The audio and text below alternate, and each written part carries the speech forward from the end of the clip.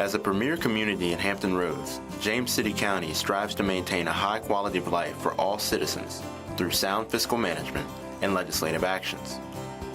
In an ongoing effort to increase transparency, your Board of Supervisors holds public meetings to garner citizen input before making important decisions. Here is tonight's meeting agenda.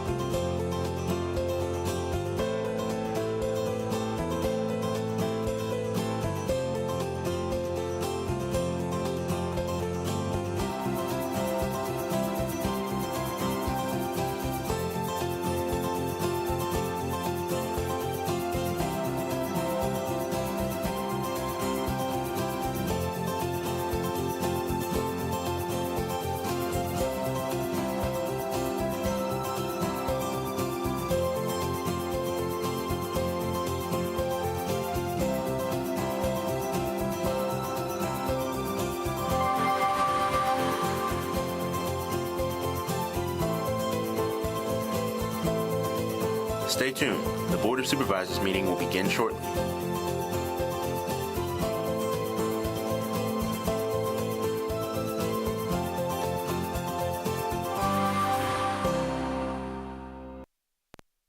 I call this meeting James City County Board of Supervisors regular meeting to order on September 12, 2023 at 5 p.m. Ms. Stevens, you call the roll, please, sir. Mr. Eisenhower? Here. Mr. Eisenhower represents the Jamestown District. Mr. McGlennon? Here. Mr. McGlennon represents the Roberts District. Ms. Larson? Here. Ms. Larson represents the Berkeley District and is Vice Chair to the Board. Mr. Hipple? Here. Mr. Hipple represents the Powhatan District, is Chair to the Board. Sitting to my left, Adam Kinsman, our County Attorney. I'm Scott Stevens, County Administrator, and it's my pleasure to be Clerk to the Board. Thank you, sir. And also want to announce that Sue Sadler couldn't make it tonight to the meeting. She has an emergency with both her parents are sick and needed her to attend to them, so she apologized for not, can you hear me? Okay, and she apologized for not being able to make the meeting, but just wanted to let y'all know where she is at this time.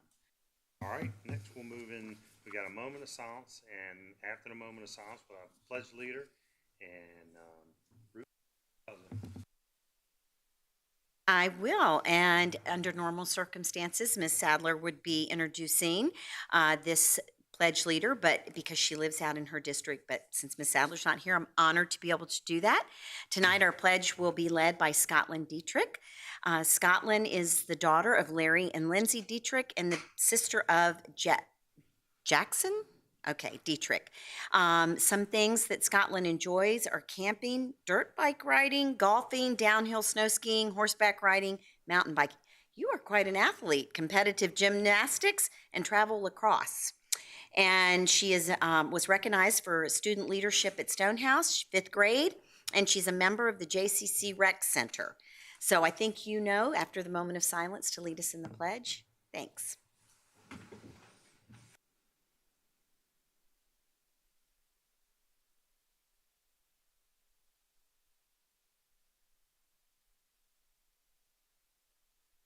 I pledge allegiance to the flag of the United States of America and to the republic for which it stands, one nation, under God, indivisible, with liberty and justice for all. So much. come on up. Hold on. Oh, if you'll Come on up. Yeah. She's got you an official pin. They'll get you into the rec center. That's Maybe. And then they'll pick up a picture. Thanks. Thank you. Thank you, the whole family, for coming out. We really appreciate it. Yeah.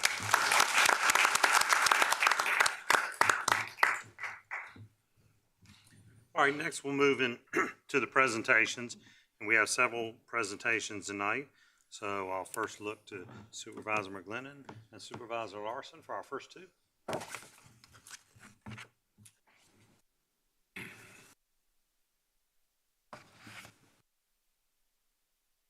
Dr. Mariani? Thank you for coming to be with us this evening.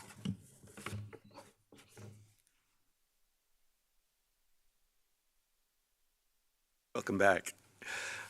It's my pleasure to provide a proclamation for Principal Daniel Mayani, Doctor of Education. Whereas Dr. Mayani served as principal of Lafayette High School from 2018 to 2022, where he brought strong instructional leadership from his experience serving as the school division's math instructional coordinator to his role as principal.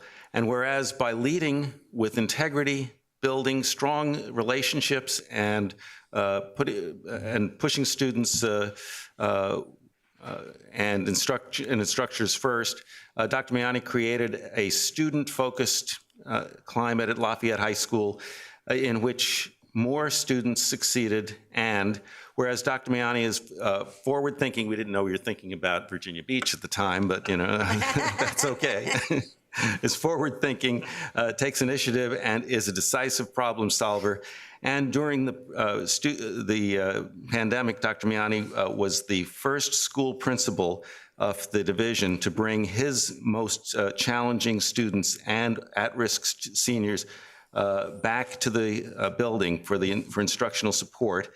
And whereas Dr. Mayani's leadership extended beyond the boundaries of Lafayette High School by participating in division improvement initiatives such as the Capital Improvement Committee and the One-to-One Leadership Technology Working Group outside of Williamsburg, James City County Schools. Dr. Mayani was the vice chair of the Bay Rivers District, a member of the College of William and Mary School of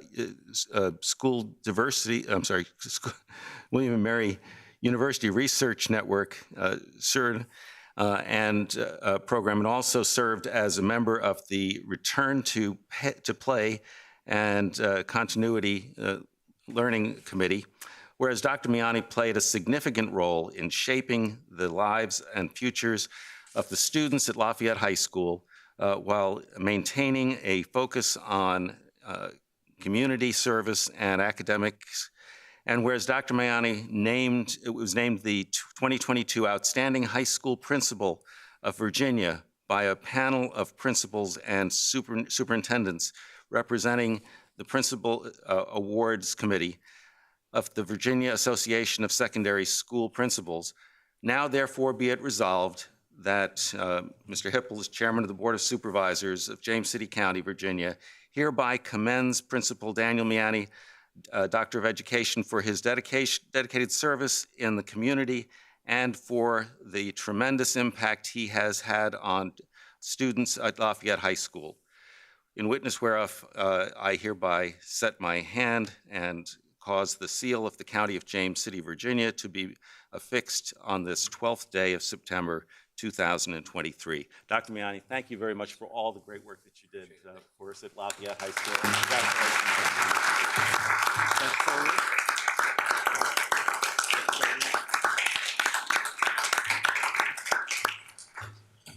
Didn't know I get to say a word too, so that gives Mr. Townsend some time to think. But I just wanted to say thank you for inviting me back up here. It was such a wonderful time for me as a person and as a leader to be able to serve the families of Williamsburg, James City County, and Lafayette High School. It's a time that I cherish, think about often. I use it to make decisions as I move forward. In Virginia Beach, I'm a principal currently at First Colonial High School, and I think about Williamsburg a lot. And Mr. Townsend and I talk often enough and keep in touch. So I thank you tonight for this honor, everyone, and I really appreciate the time and the opportunity I had to serve this community. So thank you.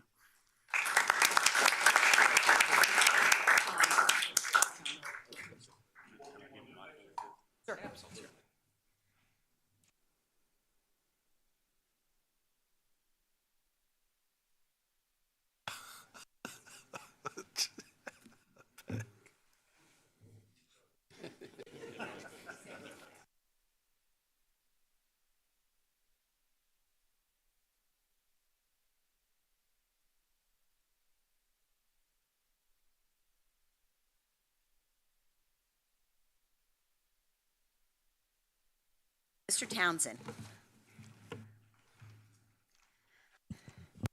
On a personal note, I have to tell you that Mr. Townsend was one of my son's favorite teachers. And my son is 32, so it had nothing whatsoever to do with this proclamation.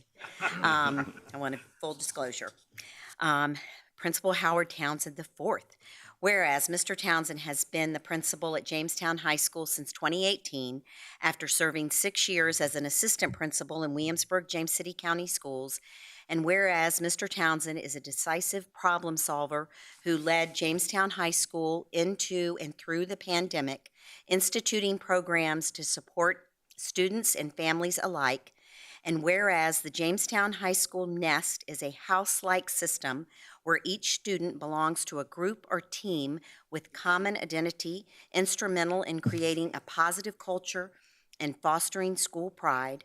Under Mr. Townsend's leadership, Jamestown High School Freshman University was implemented to support incoming high school students and their families with the transition to high school.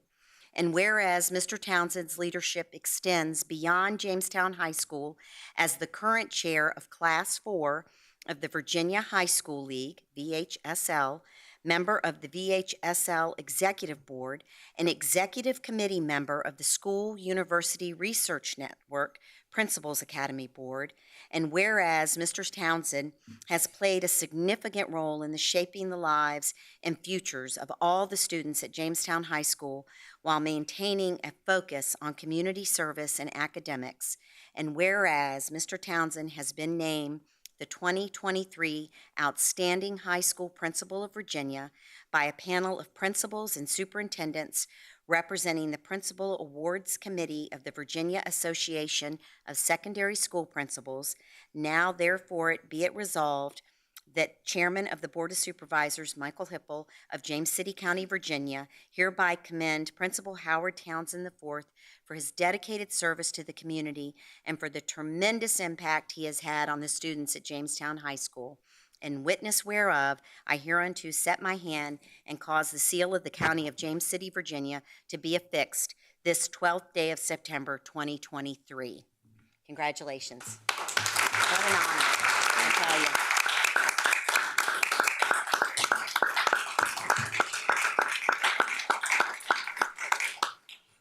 I do think, I hope it's worth noting that we had the 2022 and the 2023 principals in the Commonwealth of Virginia. That's just outstanding, so thank you. Thank you for this honor. I will tell you, this is a very special community to me. This is where I started my education career. I went to the College of William and Mary, and I ran track and field and cross country there. And in 1997, I didn't know, on one of my long runs along Route 5, and I saw some concrete being poured, and my friends and I put our initials into the foundation of that building. I didn't know that one day I would come back and I would teach there and that I would be the principal. So I taught at Jamestown, I coached at Jamestown, and I have a connection here with my students, my families, and I'm currently teaching students whose parents I have taught. And so the responsibility that this community has vested into me is something that I take very seriously. I'm proud of my team, I'm proud of our community, and I am honored to receive this award serving our community. Thank you.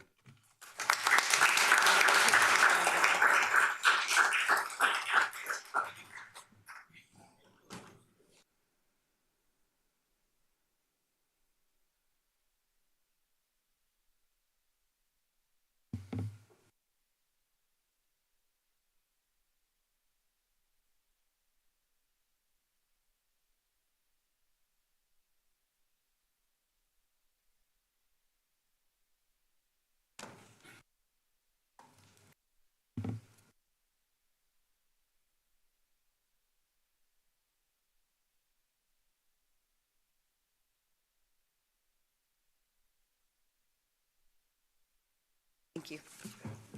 Michael is sharing the wealth this evening. We each get to do a little bit here. And Leslie, would you like to come up? And we'll hold off if you want on your friend until the picture, if that's all right. Okay. This is Leslie Neely, And we have from Canine Companions, and we have a resolution, proclamation declaring September 2023 to be National Service Dog Month. Whereas we believe in the joyful transformative power of the human canine bond and the inclusivity of all citizens, and whereas in the United States, 64 million adults and children have a disability, and only 16,000 service dogs from accredited training programs exist nationwide, and the need is growing. And whereas Canine Companions is a nonprofit organization that enhances the lives of people with disabilities by providing expertly trained service dogs and ongoing support to ensure quality partnerships. And whereas Canine Companions and their service dogs empower people with disabilities to lead life with greater independence by providing best-in-class training, ongoing follow-up services, and a deeply committed community of support. And whereas National Service Dog Month aims to educate our community about the benefits of service dogs and the laws protecting them. And whereas James City County continues to work toward becoming an inclusive community in which all citizens and their service dogs are embraced.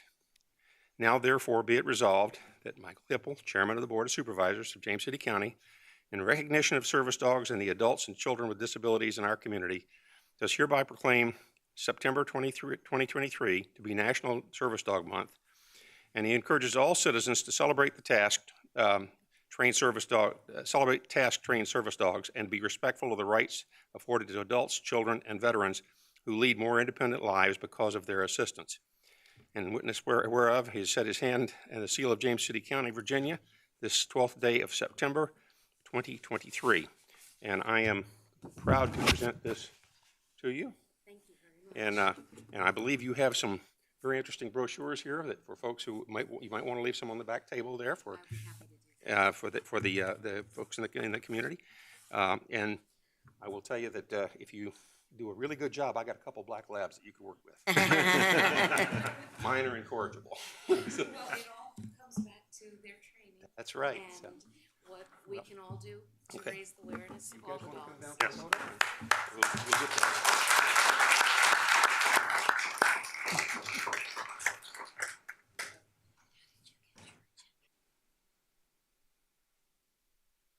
He's 10 months old. Fife, like fife and drum? Fife and drum. Just like fife and drum.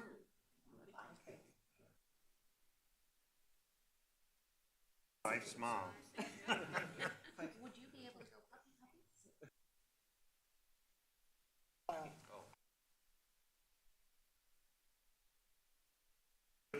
Congratulations. Thank you very much.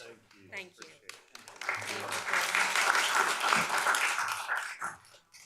Yeah, let me give those to you.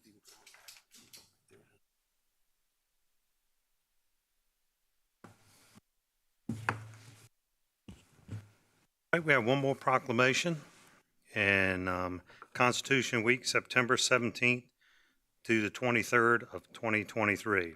Whereas September 17th, 2023 marks the 236th anniversary of the drafting of the Constitution of the United States of America by the Continental Connections, and whereas it is fitting and proper and accord official recognition of this magnificent document and its remarkable anniversary, and to the Patriot celebrations which will commence the occasion, and whereas Public Law 915 guarantees the issue of the proclamation each year by the President of the United States of America, designates September 17th through the 23rd as Constitution Week.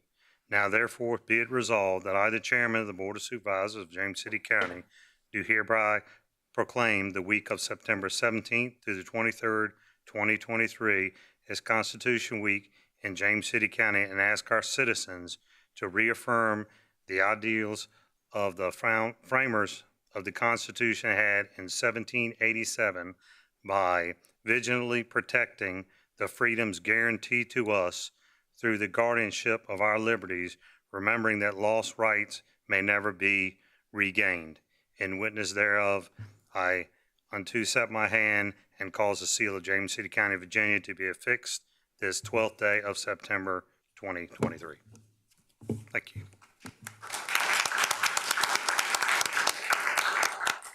Did you want us to take your picture?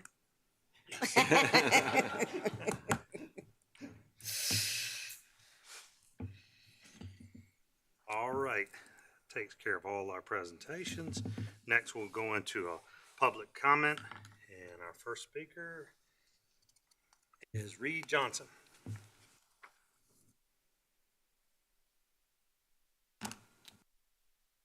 Here.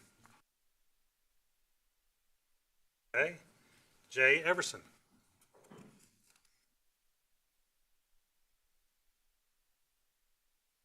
Welcome, sir. Thank you, Mr. Chairman. Excuse me, before I talk about my public comment, I was glad to see this thing on the proclamation of blind with the service dogs, because my mother had gone blind later in life, and this is a really good thing. The reason I came today is I know later on in the meeting you're going to be talking about industrial scale solar utilities. And looking over some of the verbiage that was there, I noticed that you're looking to have it be in public lands, A1, outside the PSA, inside the PSA, under 20 acres, but not more than 300 acres. You know, I noticed, not to bring up politics here, but I noticed on the campaign Facebook a picture of one of our candidates with a picture of a solar farm. And I'm thinking here that putting in A1, I think over the decades I've been here, when people say they wanted to have a rural ambiance for the county, and when the 1 to 20 protect that, it seems to me that putting solar farms out in A1 kind of defeats the purpose of attempting to, if you will, preserve the rural ambiance, because this is, in fact, an industrial use. I know that within some of the parameters that were laid out there, that you have it in other areas, if they're smaller scale for houses or small, maybe community-wide, or maybe out at Walmart for that group out, you know, for that bunch of buildings out there, it's fine. But when you start putting an A1 outside the PSA, do we really want industrial uses in what we all understand to be rural lands? You know, there's a lot of people who don't want any kind of development out there, and I get it, but this is an industrial use. You know, Greenmount for industrial use is out Forge Road or out in any area like that, make any sense. And and the other part was on public lands, like out by the landfill. I don't have any problem with that. That's out in the middle of nowhere. It's well screened. Bet you'd be hard pressed to find it, you know. And I just am very concerned about this building of all this solar farms everywhere, particularly since, and your consultant spoke at your last meeting in July. 1 megawatt, this is in Virginia, equals 10 acres, equals 100 houses. We have about 37,000 residential units according to the 22 census here in James City County. Do we want even to provide that expensive energy with Chinese solar panels out in rural lands? It would eat up 3,700 acres, and that doesn't even count our businesses or any other industrial use. I just think that these solar farms are not a good thing, because they're expensive for utility rates, and I don't think it's in the best interest of eating up our land with these solar farms when there's a lot of other better uses that are carbon-free, such as a nuclear power plant across the river, to put these kind of facilities here in James City County, particularly in rural lands. Thank you very much. Mr. Everson, before you leave, you forgot to give us your address. Oh, I'm sorry, 6923 Chancery Lane. Thank you. In Colonial Heritage. That's it. Of the whole phone. Peg Borman.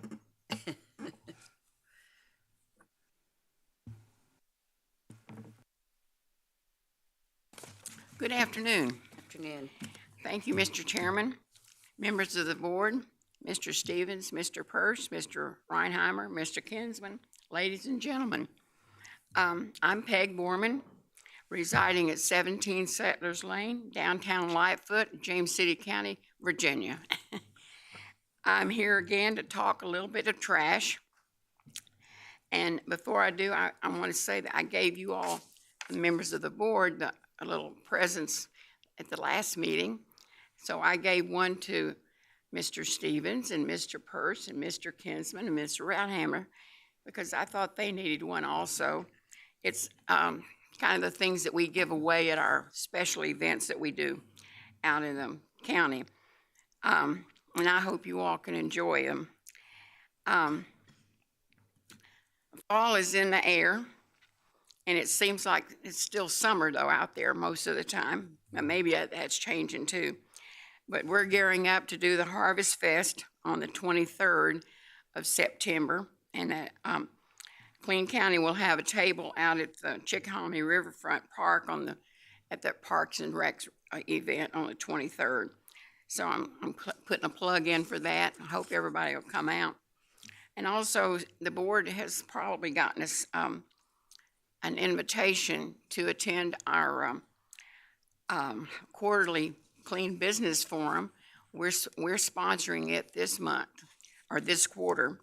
And York and the city of Hampton and Newport News will be also there, and it's going to be at Red Legacy Hall on the at 8:30 on the 20th. So we'd like to have you all come if possible. We're going to recognize a business in each of the 4 areas. And also on the September the 30th, I spoke to John about this. We're going to have a cleanup down in the Grove area put on by Mobilized Recovery. And I'm not real sure what that is, but it's a group of 20 coming from Richmond to help us out with that. So if you want to come down, we're going to be there at 11 o'clock. So, and then November the 18th, I want to make sure that you all know that that's our 3rd annual Repair Fair and Recycling Expo. It's going to be at War Hill High School from 9 to 1. And I know that none of this is trash talk, but by being able to answer questions and make public appearances, we hope that we can educate and about trash and litter prevention as well as recycling, and recognize and we also like to recognize those who have helped us in this with this keeping our area free from trash. A little bit of effort on everybody's part can go a long ways. And if we all do our part, we can make James City the cleanest county in the Commonwealth of Virginia. Isn't that what we all want? I do. And I've been trying for how many years? 50 years. The Good Neighbor Grant application is coming to a close on the September the 15th. So if any neighborhoods would like to have applied and haven't, you still have a little bit of time to get in on that. And it's on the county website. We're still looking for more commissioners.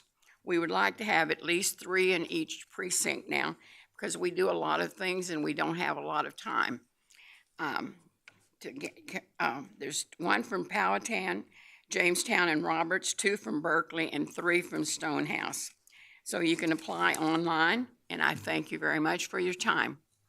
Thank you. Next, Kelly Kale.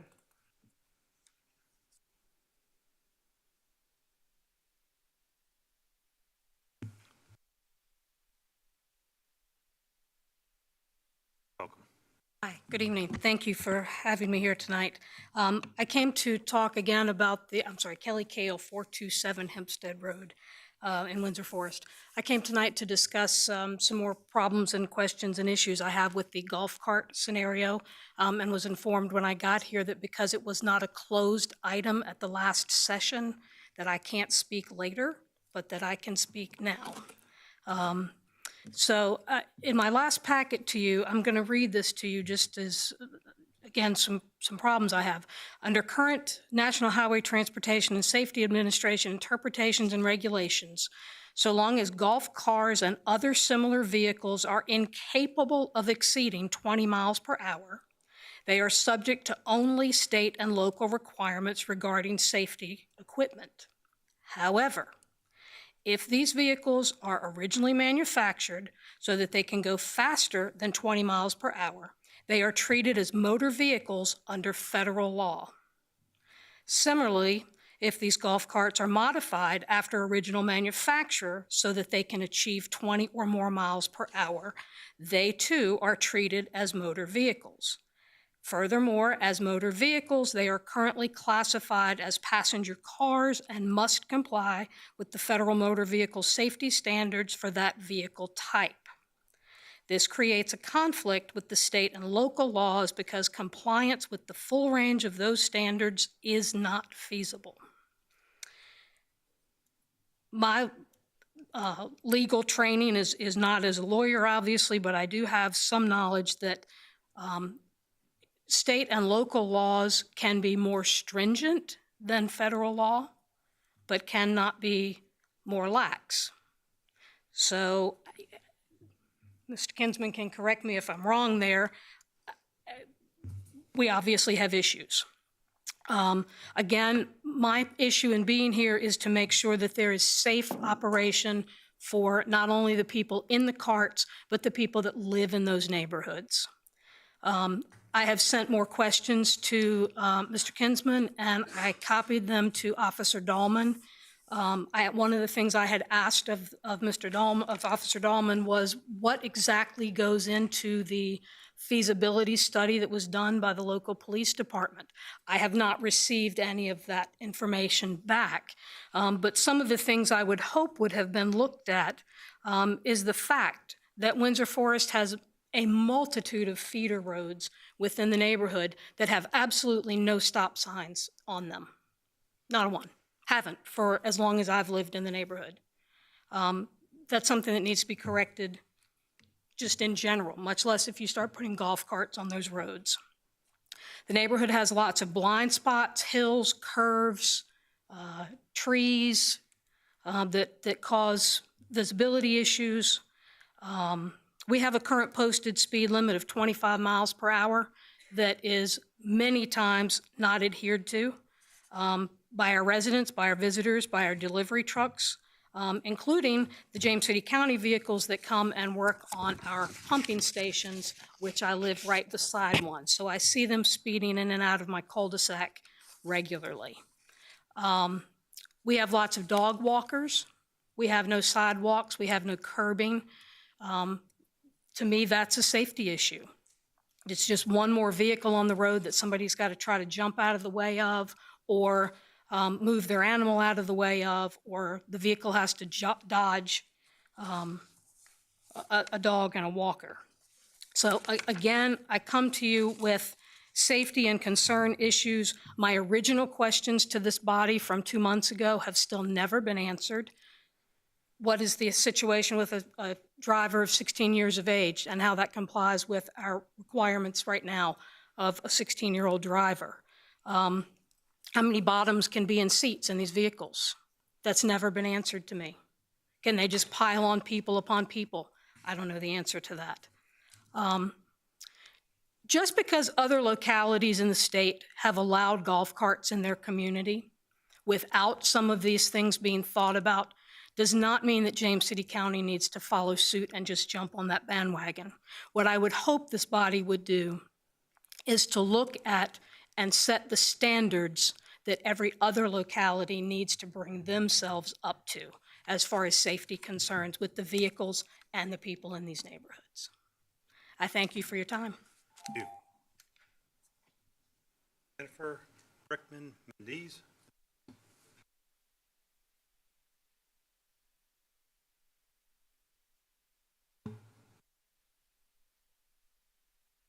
Welcome. Good evening, Mr. Chair and members of the Board of Supervisors. My name is Jennifer Bickham Mendez, and I live at 308 Buford Road in James City County in Windsor Forest. As a voting resident, I'm here to say that I am dismayed and disappointed at the recent decision to terminate the contract with the city that has been the foundation of our school division for over 50 years. We are one community at WJCC, and we just saw two fantastic principals who represent our united WJCC school division. The uncertainty that this decision creates casts a distracting shadow over important planning at our school division, raising questions like, will the new desperately needed pre-K center be able to move forward, or will funds need to be diverted to build a new middle school? These are unnecessary distractions that divert WJCC's teachers and administrators' energy and attention away from the business of education, of providing excellent education to the students of WJCC. The decision was taken without the appropriate public commentary and vetting that should have been required, and this is what I find the most disappointing and frustrating as a voter. I ask you to please put egos or whatever aside and work together with the city like elected officials who are accountable to their constituency are supposed to do. And I urge you to keep your focus on the best interests of the students and the children of the county, and please do your job as representatives of the people of this county. Thank you very much. Thank you. Jacqueline Williams.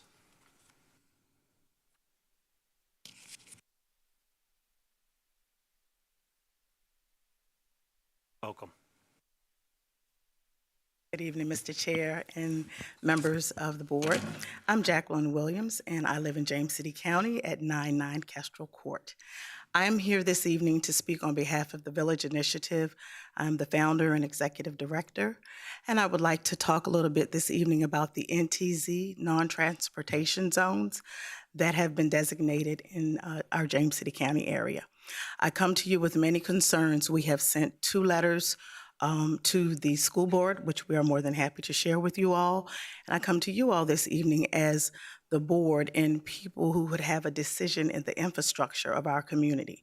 I am concerned about the infrastructure or lack thereof infrastructure in the areas that were deemed non-transportation zones. Myself and others from our organization have gone out with the families. The families reached out to us as a grassroots organization. We walked some of the school routes with the families, and I can tell you that some of them are unsafe. Inclement weather, the children, it's going to be very difficult, and we have had concerns already, even in the heat, with small children with asthma, grandparents walking the children to school, and there's been some difficulties with those families. We also asked, the last school board meeting, which was a closed session, there was a mention by Mr. Snipes of the request for the county to give, I believe, $230,000 to help them to match a grant to provide infrastructure for the Matoka school families from Green Springs. And that is not a non-transportation zone. And it's highly concerning that we would be considering or thinking about the schools giving money to help infrastructure that's where it's not a non-transportation zone, when the non-transportation zones infrastructure is not in place. They don't have proper sidewalks. We don't have crossing guards. We are looking at communities where the children are walking and they're looking across the street, and there are buses coming from other communities that have 2 or 3 students on the bus, but the other children don't have a bus. I will forward you all our letters that are more in detail, and we would like to speak further, and hopefully you all will be able to help us as we move forward with decisions like this in our county and in our schools, that the stakeholders, such as the families and the community and folks like yourselves, would be at the table to make stronger decisions for our children. Thank you so much. Thank you. Molly Robinson.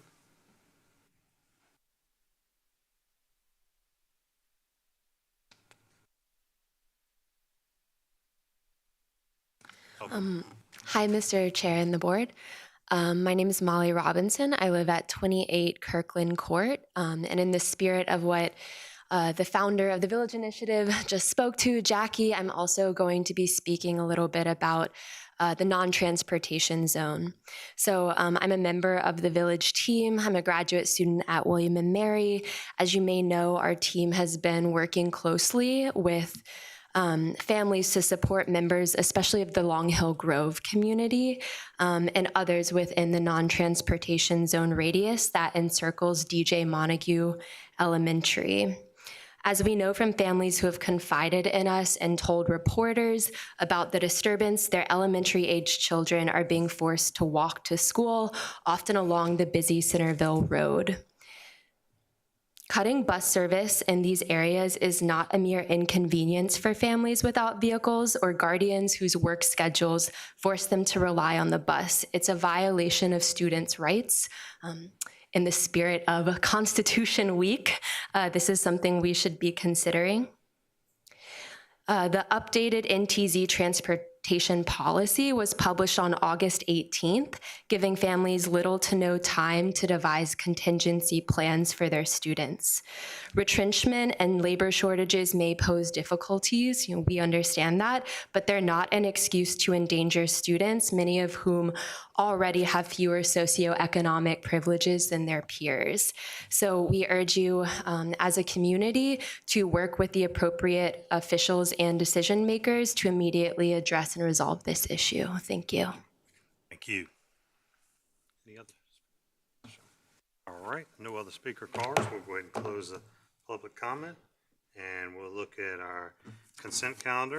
And we've got 3 items on the consent calendar. Line of Duty Act Amendment Resolution, contract award of $667,656 for Chickahominy Riverfront Park RV storage lot, and initiation and consideration of amendment to the compensation plan to revise the community character corridor design category and to move a recommendation that short-term rentals be operated in a manner where the owner resides on the property during the rental. So moved. So moved. All right, roll call. Mr. McGlinnan. Aye. Mr. Eisenhower. Aye. Ms. Larson. Aye. Mr. Hippel. Aye. Motion carries. All right, at this point, we're going to go into recess so that the James City Service Authority can start their meeting in order. We've got a lot of people, I think, that might want to talk during that time, so want to make sure we don't keep them too late tonight. So we'll go into recess. Motion for recess? So moved. So moved. Roll call, please.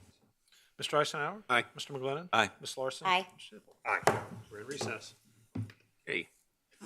I'll call to order this meeting of the James City Service Authority Board of Directors for a regular meeting on September 12th, 2023. Mr. Powell, call the roll, please. Mr. McGlinnan. Here. Ms. Larson. Here. Mr. Hippel. Here. Mr. Eisenhower. Here. Okay, we have no presentations, I believe, this morning or this evening, but we do have some public comment, some speaker cards, so we will call those up first. Okay. First speaker is Mike Sloan.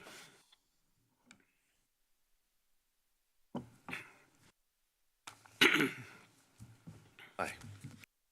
Thank you so much for your service over these years. You've all been here for a long time, and we really do appreciate all the work that you've done. My name is Mike Sloan, longtime resident of James City County, moved here in '79, built in the late '80s in Drummond's Field, developed Jamestown Professional Park on Jamestown Road in the mid-'90s, and I'm also a member of the Virginia Bar. Like, would you give us your street address just for the record? Oh, 2527 Mannion Drive. Thank you. So I'm here today to talk about, in response to the JCSA's July 18th correspondence terminating the existing grinder pump agreement. And I'm also speaking on behalf of a number of our fellow citizens who have asked me to speak to you on their behalf. So I'll just try and stay focused here, and though Dennis Miller would say, stop me before I segue myself to death. But it does remind me of a Supreme Court Justice Potter's concurring decision in Jacobellis, Ohio in '64, in which he said, I can't define pornography, but I know it when I see it. So I think here, the segue here is that I don't have a contract that I can hold in my hands in regards to the grinder pump agreement, but I know we got one.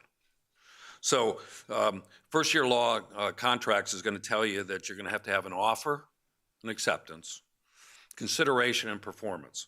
So the county made an original offer to the original landowners back in the '90s to provide perpetual maintenance for grinder pumps in exchange for cash. A number of us accepted the deal. James City JSCA has acknowledged that agreement over 25 years. If we looked at, and I've sent you or given you the notes on the board meeting in 2005, Larry Foster correspondence to acknowledge that in fact we did have an agreement. You might see a cover letter from or cover note from Leo Rogers in that regard. So real quick and simple, it's kind of a Jonathan Swift modest proposal. I would suggest that this grinder pump perpetual agreement really only affects longtime residents that are now senior citizens of James City County. The JCSA needs to stand by their original commitment to the citizens. The end game for this commitment should be when you get out of that business in August 31st of 2008. You'll no longer be servicing any agreements, and I think that the county needs to stand by their agreement of 25 years. That's all I got. So thank you for your time, and thanks for your hard work. You all deserve a raise. Thank you.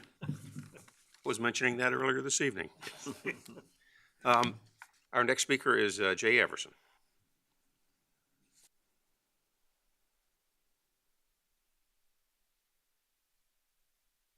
Jay Everson, 6923 Chancery Lane in Colonial Heritage. I didn't pay much attention when I got the notice that I have to take after February 1st, I don't take my irrigation readings anymore. I thought, wow, that's pretty cool. Then my wife gets this Facebook thing from somebody in Colonial Heritage. You know, us retired people out there have a lot of time on their hands. So she gone back and did like a 2-year breakout of her water bill. And I guess it's at $8,000, you're okay. And looks like if you have a small yard, you're going to end up paying more. But if you have a big yard, like out at Governor's Land, you're going to save money. I don't know if this is all right, but I just thought there are some folks up there who are very concerned about this new water situation. And maybe it's just because hasn't been explained well, you know, because I looked at it and I said, oh, that's good. I don't have to do the reading anymore. And I just walked away until this lady's Facebook page popped up. And my wife's all fired up. Boy, here goes our water bill. And I said, well, if you keep the irrigation system up, you won't have to worry about it. But, you know, good luck with that one. Thank you. That's all I have. And our next speaker is Gretchen Lovelace.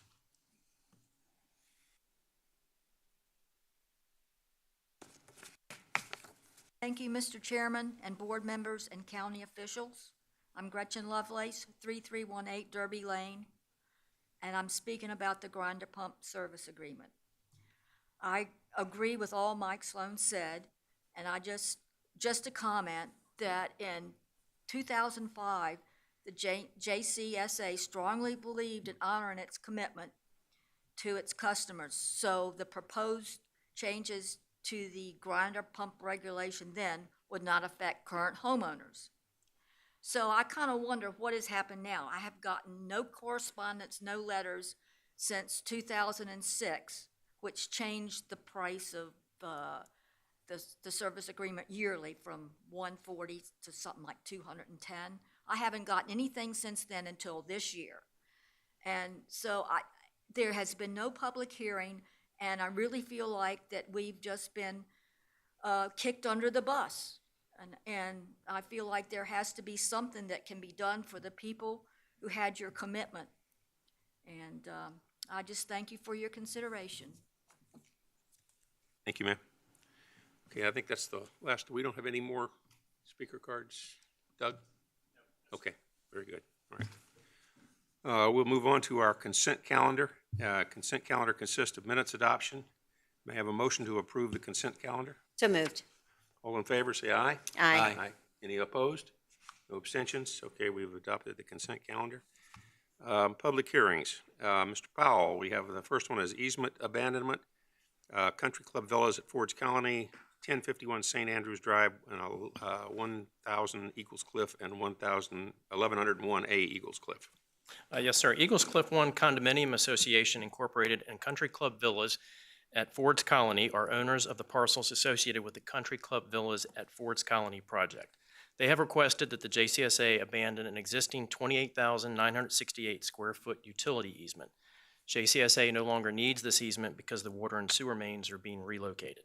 Staff recommends approval of the resolution authorizing the general manager to execute the documents to abandon the easement. Questions? I will open the public hearing. Are there any speakers? No speakers for that one. I'll close the public hearing. I'll look to the board for discussion. And Mr. Chairman, I move the easement abandonment. Mr. Powell, please call the roll. Mr. McGlinnan? Aye. Ms. Larson? Aye. Mr. Hippel? Aye. Mr. Eisenhower? Aye. Okay. That's our one public hearing. We now go to board considerations. Board consideration one is contract award, $184,450 water storage tank maintenance. JCSA issued an RFP for maintenance services for our water storage tanks and related buildings. 2 firms submitted bids, and Minoan Industrial was chosen as the most fully qualified firm. An initial 1-year contract of $184,450 was negotiated with an additional option for 5 one-year terms. Should the contract be renewed, a proposed fee schedule for the additional years is included in the memo. Staff recommends approval of the resolution awarding the water storage tank maintenance contract to Minoan Industrial. Okay. Move the motion. Okay, we have a motion. Mr. Powell, call the roll. Mr. McGlinnan? Aye. Ms. Larson? Aye. Mr. Hippel? Aye. Mr. Eisenhower? Aye. The second one is contract award, $125,985, SCADA software maintenance. JCSA uses Rockwell's Tech Connect software for all of our SCADA functions, and our agreement for the use of the software is scheduled for renewal. Staff negotiated a 3-year renewal at an annual cost of $41,995 per year with Electrical Equipment Company, which is the sole distributor for the software in JCSA's geographic area. The amount represents a 15% increase, but a higher increase was mitigated by agreeing to the 3-year term. Staff recommends approval of the resolution authorizing the sole source purchase of a 3-year Tech Connect SCADA software maintenance package from Electrical Equipment Company. Move the motion. Okay, we have a motion. Mr. Powell, call the Mr. roll. McGlinnan? Aye. Ms. Larson? Aye. Mr. Hippel? Aye. Mr. Eisenhower? Aye. Number 3, sanitary sewer discharge emergency routing agreement. As part of the operation of the Five Forks Water Treatment Plant, the reverse osmosis process produces a brine concentrate that is a waste byproduct, which is then discharged through a pipe into the James River. If this pipeline fails, there is a risk that the Five Forks Water Treatment Plant would not be able to operate. The attached agreement would allow JCSA to implement a redundant discharge protocol to carry the brine concentrate product into the Hampton Road Sanitation District's Williamsburg Water Treatment Plant in the event that JCSA's pipeline fails. Staff recommends approval of the resolution authorizing the general manager to execute the contract, or the agreement. So just a quick question about where would the connection be to the HRSD plant? It would be, we will have to install some additional infrastructure at the Five Forks Water Treatment Plant, but then it would connect near there and through the existing pipelines that lead to the Williamsburg Treatment Plant.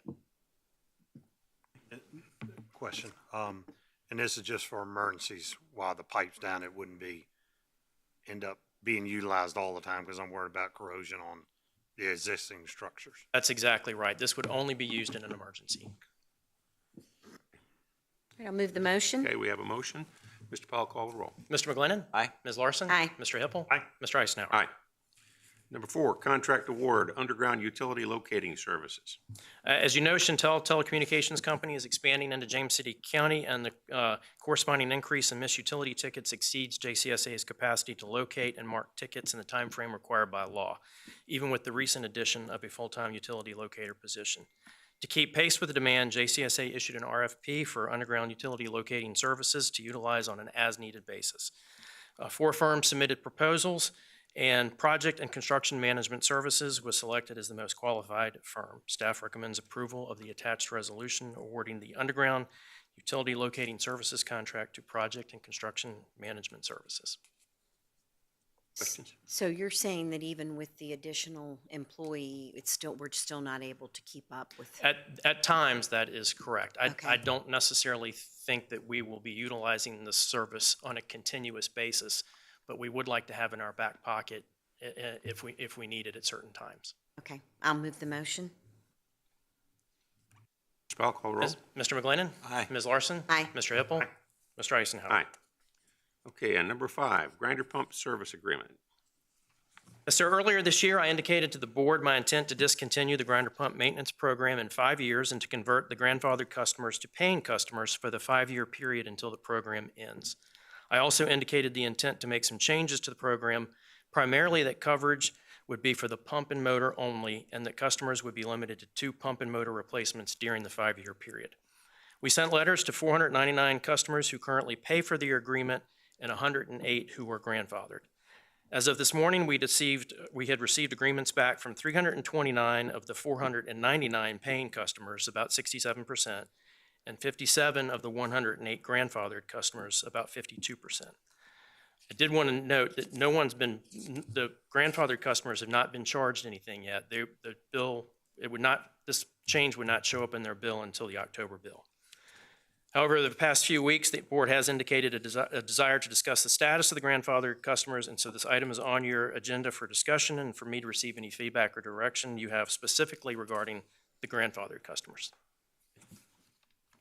If we were to go back and look at this, when could you know, and see if there's anything else that can be done, when do you think you could get something? I know y'all are shorthanded, but how quickly do you think you could get something back to us on this? So I think, one of the things that we have not done is, I don't think there are a lot of other localities that offer this type of service or other utilities that offer this type of service, but there are a handful, and I haven't really reached out to them to see what they're doing.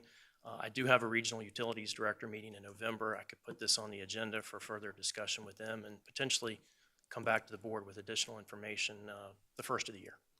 Is there a time in between then that maybe we could have a question and answer thing for some of the public that may have some other questions that aren't here tonight, that would give them a chance to come out and, before the first of the year or just around that time? Certainly, Mr. Hippel, if the board would like for us to hold some sort of public information session or question and answer session, we can certainly do that. Okay. I would have been in agreement. Have it come back to us. Sounds like it'd be like. Yes, sir. So first of all, thank you, because I know that you've been struggling with this for quite some time. But as you might imagine, as you know, most of the grinder pumps fall into 2 districts. And so we've been hearing quite a bit. And the one thing that I have learned and I take very much to heart is when people hear that they're grandfathered, they very much take that to mean they are grandfathered. And I know that we've had discussions with the county attorney that there's not a contract. So I want you to know that I've heard that, and I'm certainly not, I don't want in any way to put aside the work that JCSA has done. But I think if you could come back with some information about one of the citizens has offered a compromise between now and 2028, what is the possible cost that we're looking at for that? How do we say, though, in 2028, like, this is really it? Because we have this piece of paper that in 2005, the county attorney said, a different county attorney, let me be clear, that, oh, yes, you can get out of it. But they didn't. And so, we'd have to navigate our way through that as well. Like, do we get everyone to sign a piece of paper saying that in 2028, this is it? That's some of the information that I'd like to see, cost, what we can do to, and then maybe when you do your Q&A too, if you could, make part of it the reason why, how we got here, so that people understand that it wasn't just something, you weren't trying to be mean guy. You had a reason for why you were looking at doing that. Sure. I think that would be some helpful information. But we've definitely heard, I think I even shared with you that I shared with the county administrator, don't bring anything above that says grandfathered, because I get it. The people that have reached out to me, they truly believe that is the agreement that they had. So that would be helpful information for me. Okay, yes, ma'am. And just to be clear, we're talking about just the folks who are in this category of individuals who had the understanding that they were not included in the ongoing program, and that we'll still go ahead with the implementation of the program for folks who are already signing the agreements and so forth. Yeah, my understanding of this conversation is it applies to the grandfathered customers only, and that we will proceed as we had previously planned with the customers who have been paying for their agreement. Right. Okay. I think that's a good plan to bring the information back and to share as much as we can with the public as this process unfolds. One thing I do think needs to be stressed sometimes, because I don't think people think about it very much, and that is that the service authority is not quite like county government. Yeah. County government, we have multiple different sources of revenue. We have revenue from here, revenue from there, and then we determine how we're going to spend it. This is an agency of business that basically provides a service, and the only revenue comes from charges for those services. And so I think my concern is, I think I'd like to have some sort of figure about how much this time period will cost, because that cost gets borne by everybody. So that's one of the things that sort of eats the back of my mind on this. I understand exactly what Supervisor Larson is saying about, if you think you have grandfathered, but I think that's one of the factors we need to have some better information about, as well as what other jurisdictions have done and everything. So before we come back to weigh this one last time. Yeah, to be clear, I have tried to be very clear with that this is a utility. This is not something that's supported by tax dollars, that other utility users, including people that are using, are bearing the costs, that it's not coming from a source, so. Okay, so but we've got adequate instruction for you then? I think so. For me, my next step is going to be, we'll establish a date for a public meeting. I will send a letter to all the 108 grandfathered, informing them of the date of that meeting. In that letter, I will also inform them that the JCSA is going to consider them to continue to be under a grandfathered agreement until further notice.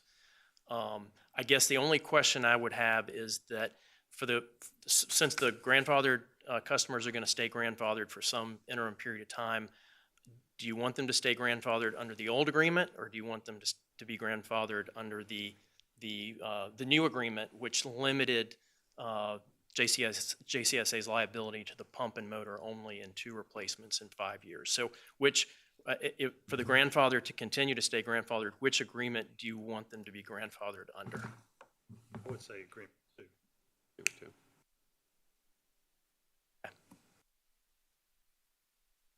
Okay. All right. Okay, that concludes our board considerations, and we have board requests and directives. Anything from anyone? Okay. General manager's update. I have no updates. Okay. And I'll look for a motion to adjourn until 5 p.m. on October 10th for a regular meeting. So move. Okay. All in favor, say aye. Aye. All right. Thank you. Thank you. Adjourn.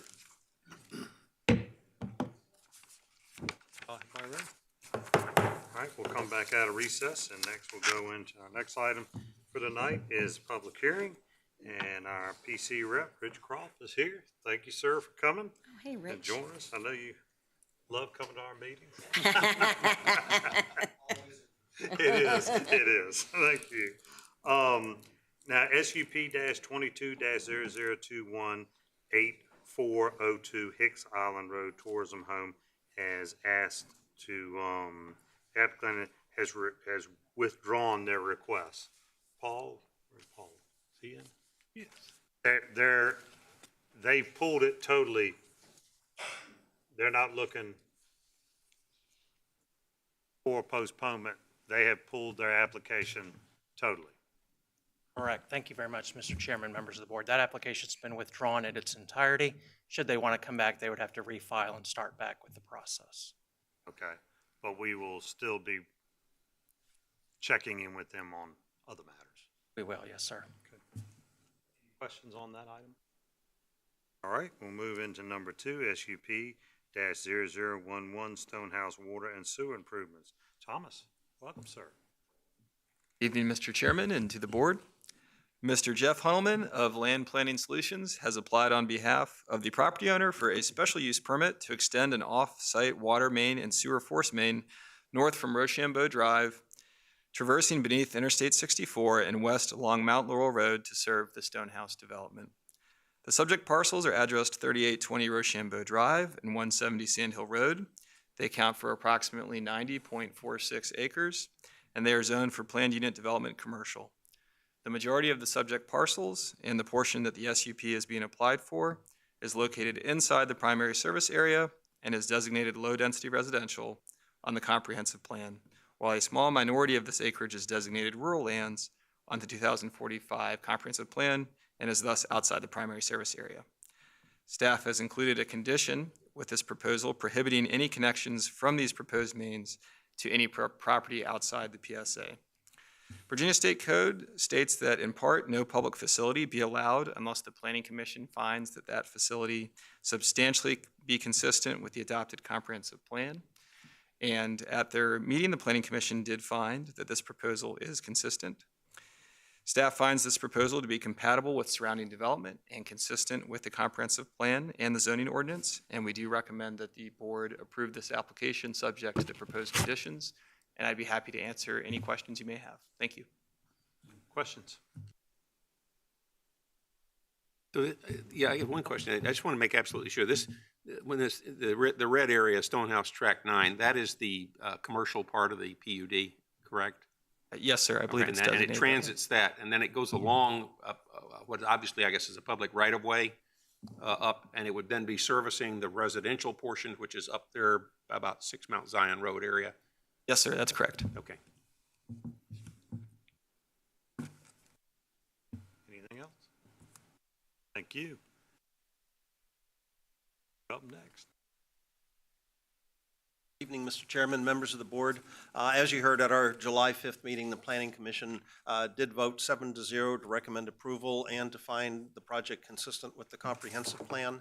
There was one discussion item was raised, and that had to do with a couple years ago during the comp plan review process. There was a discussion that parcels along Croker Road north of Interstate 64 did not have infrastructure to be able to provide water or sewer to those parcels. And so the question came up as to whether there were any similar limitations with this particular application. And staff pointed out that the applicant is providing all the infrastructure necessary, and so that's not an issue. And that concludes my report. I'm happy to answer any questions that you may have. Questions?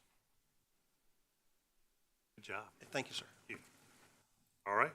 I'll go ahead and open up the public hearing. And do we have any speaker cards on this one? No? I'll go ahead and close the public hearing and look for the board for direction or motion. Make the motion. Okay. Motion. Roll call, please, sir. Mr. Eisenhower? Aye. Ms. Larson? Aye. Mr. McGlinnan? Aye. Mr. Hippel? Aye. Motion carries. All right, number 3, SUP-23-00147649 Cypress Drive, rental of rooms. Thomas? Oh, no. Yes. Good evening, Mr. Chairman and members of the board. Ms. Sharon Elliott has applied for a special use permit to allow for the short-term rental of 1 bedroom within the existing 3-bedroom single-family home at 7649 Cypress Drive. The property is zoned A1, General Agricultural. It's designated rural lands on the 2045 Comprehensive Plan land use map and is located outside of the primary service area. The property is served by private well and septic, and if granted, this SUP would allow for short-term rentals throughout the year. No changes to the footprint of the home are proposed. Staff finds some favorable factors for this application, such as there being adequate off-street parking, and that the applicant has stated that they will obtain the proper licensing and inspections. Staff also finds the proposed use will not negatively impact surrounding property or development, nor is it expected to negatively impact levels of service for roads and other public services. At the July 5th, 2023 regular meeting, the Planning Commission voted 6-1 to recommend approval of this application to the Board of Supervisors, subject to the proposed conditions. While staff believes the location is generally considered appropriate for this use, staff finds that the proposal is not fully consistent with the adopted 2045 Comprehensive Plan recommendations for short-term rentals. Therefore, staff is unable to recommend approval of this application. Should the Board of Supervisors approve this application, staff has included proposed conditions for consideration. I'm happy to answer any questions you may have, and the applicant is also available. Questions?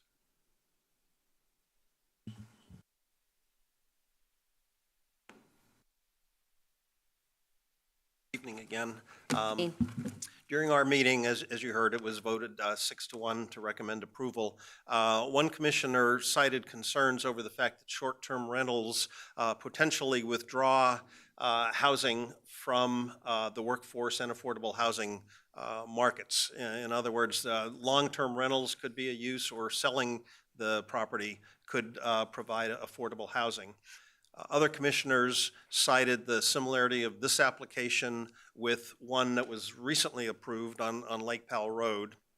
The fact that the applicant, in fact, mentioned that she had stopped working in order to provide assistance to an elderly parent, and that the income generated by this short-term rental would allow her to stay out of the workforce and assist her mother in that regard. There was also some discussion, since it's just one room that's being rented out, that the level of traffic generated would be no different than the traffic that was theoretically generated when her son lived on the property.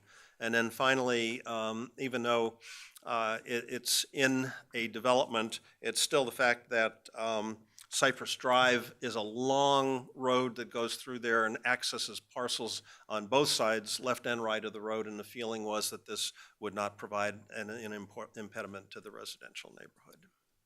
And that concludes my report. Thank you. Questions? Thank you. Thank you. All right, I'll go ahead and open up the public hearing. Any speaker cards? Aaron Elliott.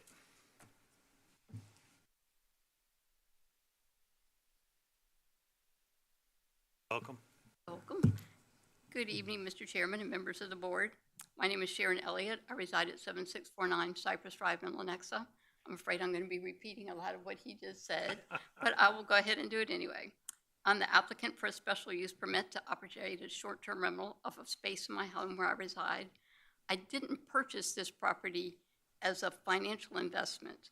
The property's been in my husband's family for 30 years, and we've lived there for 13 of these years. Granting this permit would not take away affordable housing, as I would not consider a long-term rental of a space in my home where I reside. My mother was 90 years old, legally blind, beginning stages of dementia.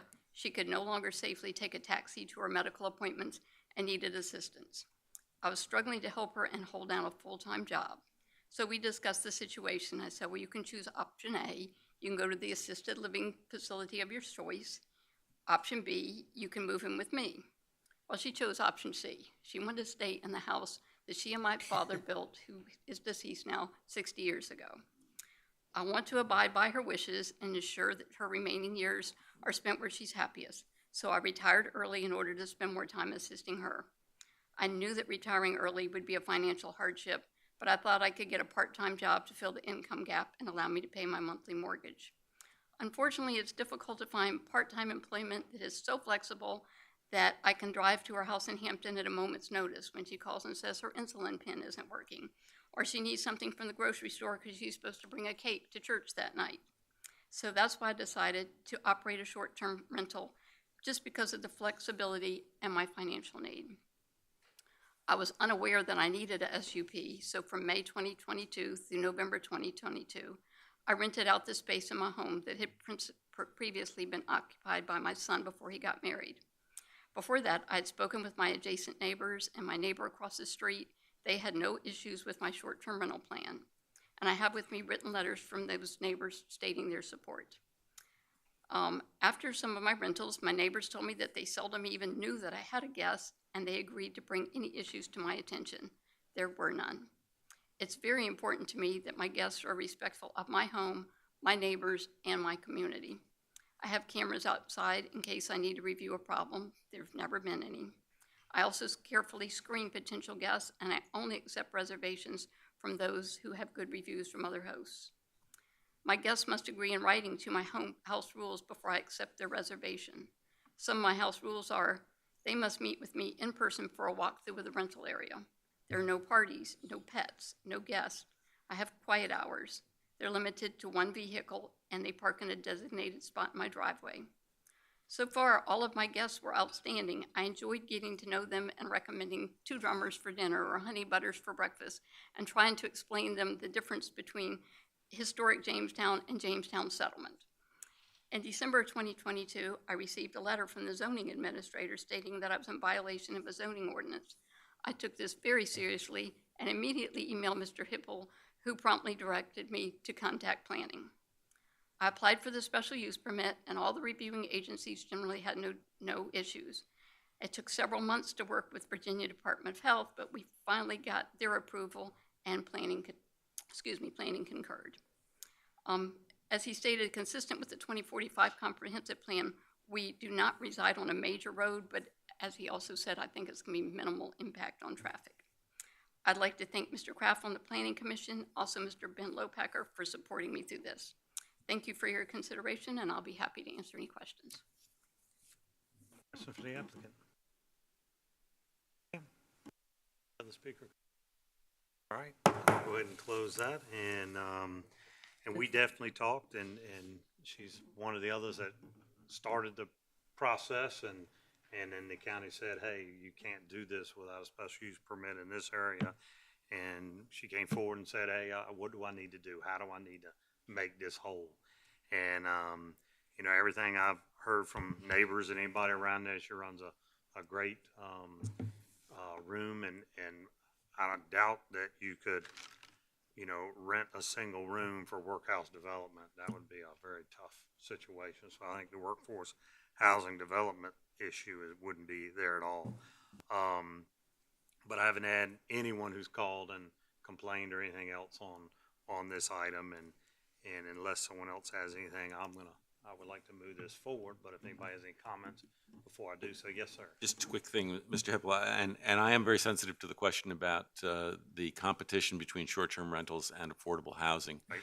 But in this particular instance, it is a case where I think that the availability of that short-term rental, because it has so minimal an impact on the community and allows somebody to stay in their home, it's really a more positive kind of opportunity to accept the proposal, even though it doesn't fully meet the requirements.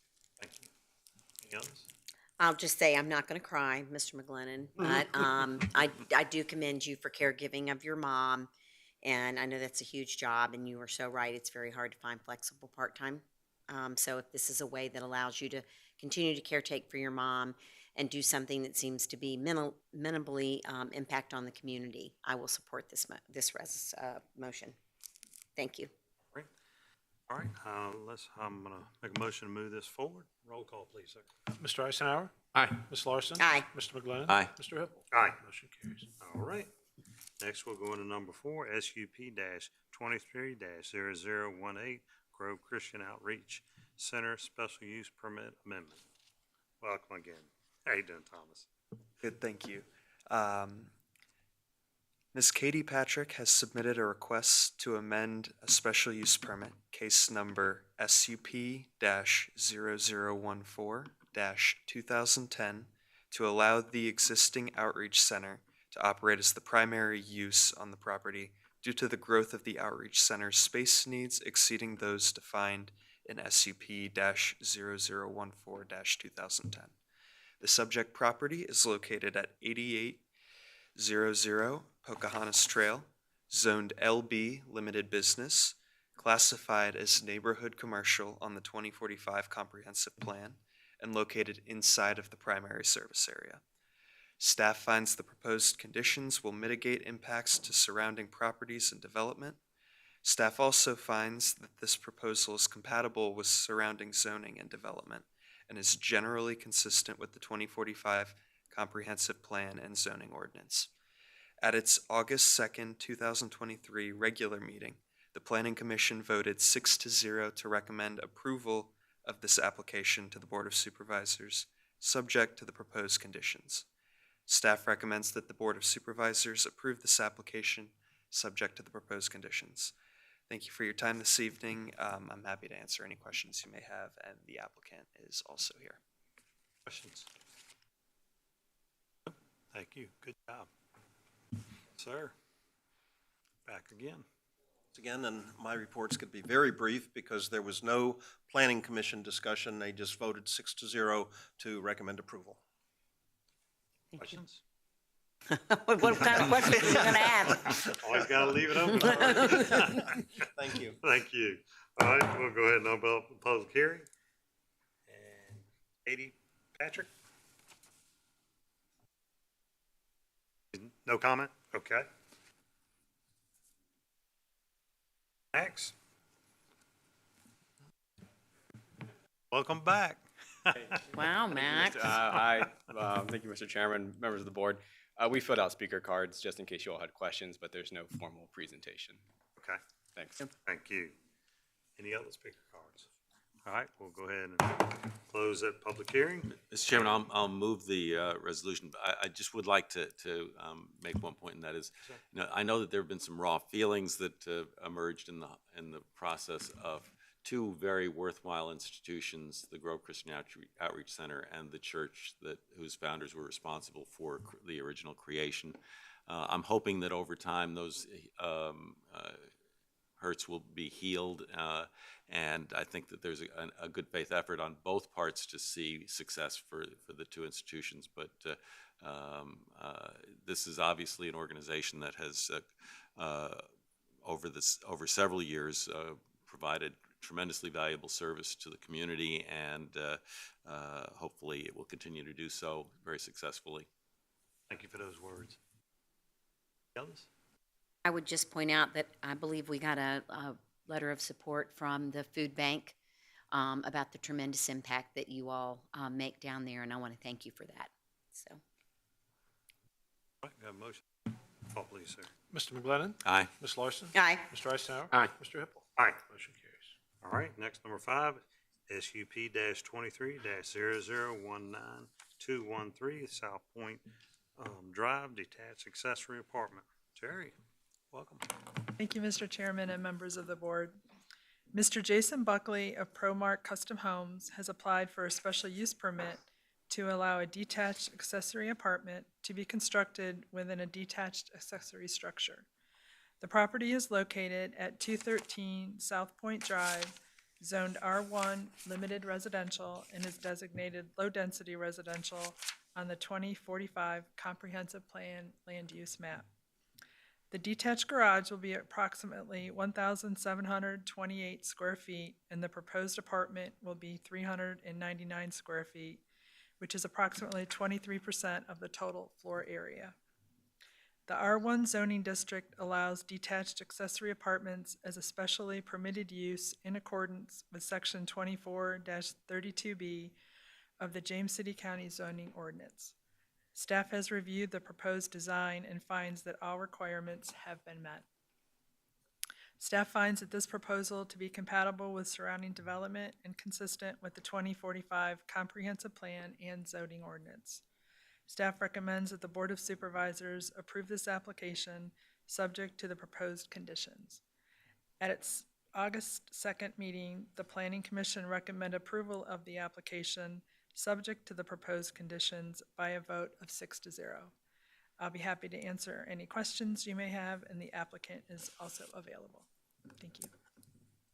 So these are, the occupancy of that is I believe it's either the resident, the owner, or their immediate family, correct? Yes. Okay. Thank you. And just to make sure, I'm sure we'll hear this from Mr. Kraft, but there was no concern expressed at the Planning Commission stage or throughout the process. We haven't received any communication. Thanks.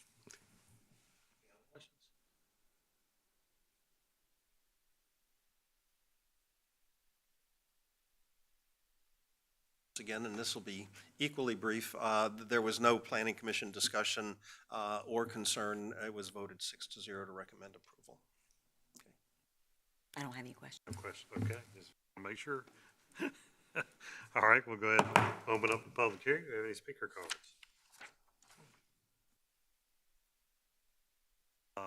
Jason Buckley. Okay. Okay, all right, not a problem. Just want to make sure you had the opportunity. All right, we'll close the public hearing, look for the. Mr. Chairman, I would move the approval. The Kings Point neighborhood is a very active neighborhood association. I know a number of the folks who are directly adjacent to this property who would certainly let us know if they had concerns. And I'm happy to support this application. Thank you. All right, motion on the floor, roll call. Mr. Eisenhower? Aye. Mr. McGlinnan? Aye. Ms. Larson? Aye. Mr. Hippel? Aye. Motion carries. All right, number 6, ordinance to permit use of golf carts on public highways in Windsor Forest. Chief, Assistant Chief.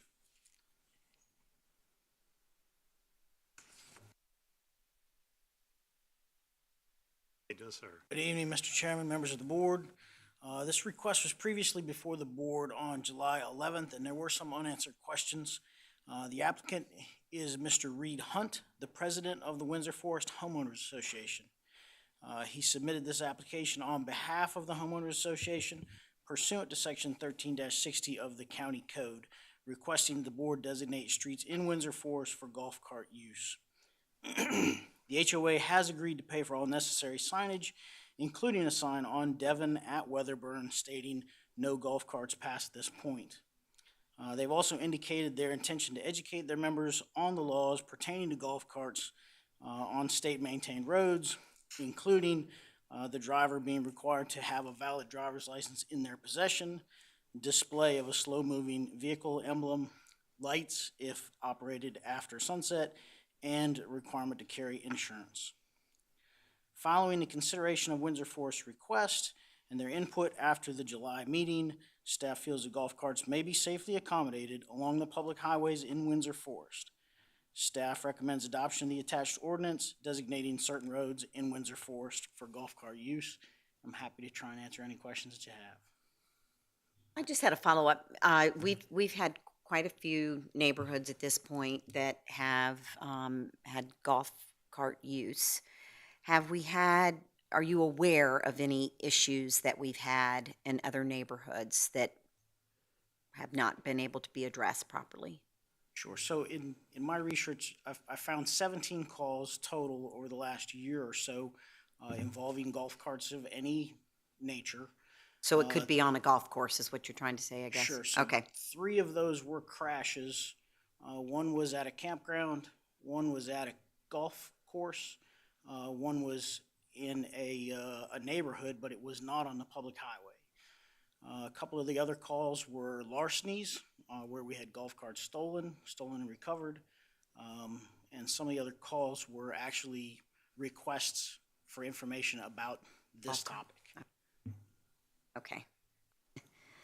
There was one call that was in reference to some disorderly folks in a golf cart authorized neighborhood where golf carts were blocking the road during a community gathering of some sort. But that was one call in one neighborhood. Okay, thank you.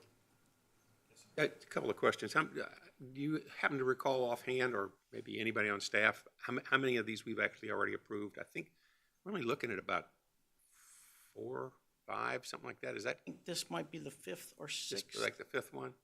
Okay.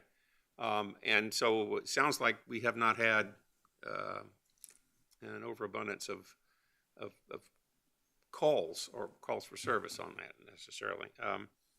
And I guess you've answered a couple of my questions that I had earlier, but it says the ordinance that we pardon me, the ordinance that we have basically requires them to have a driver's license and requires insurance and some of the other aspects I think you've talked about.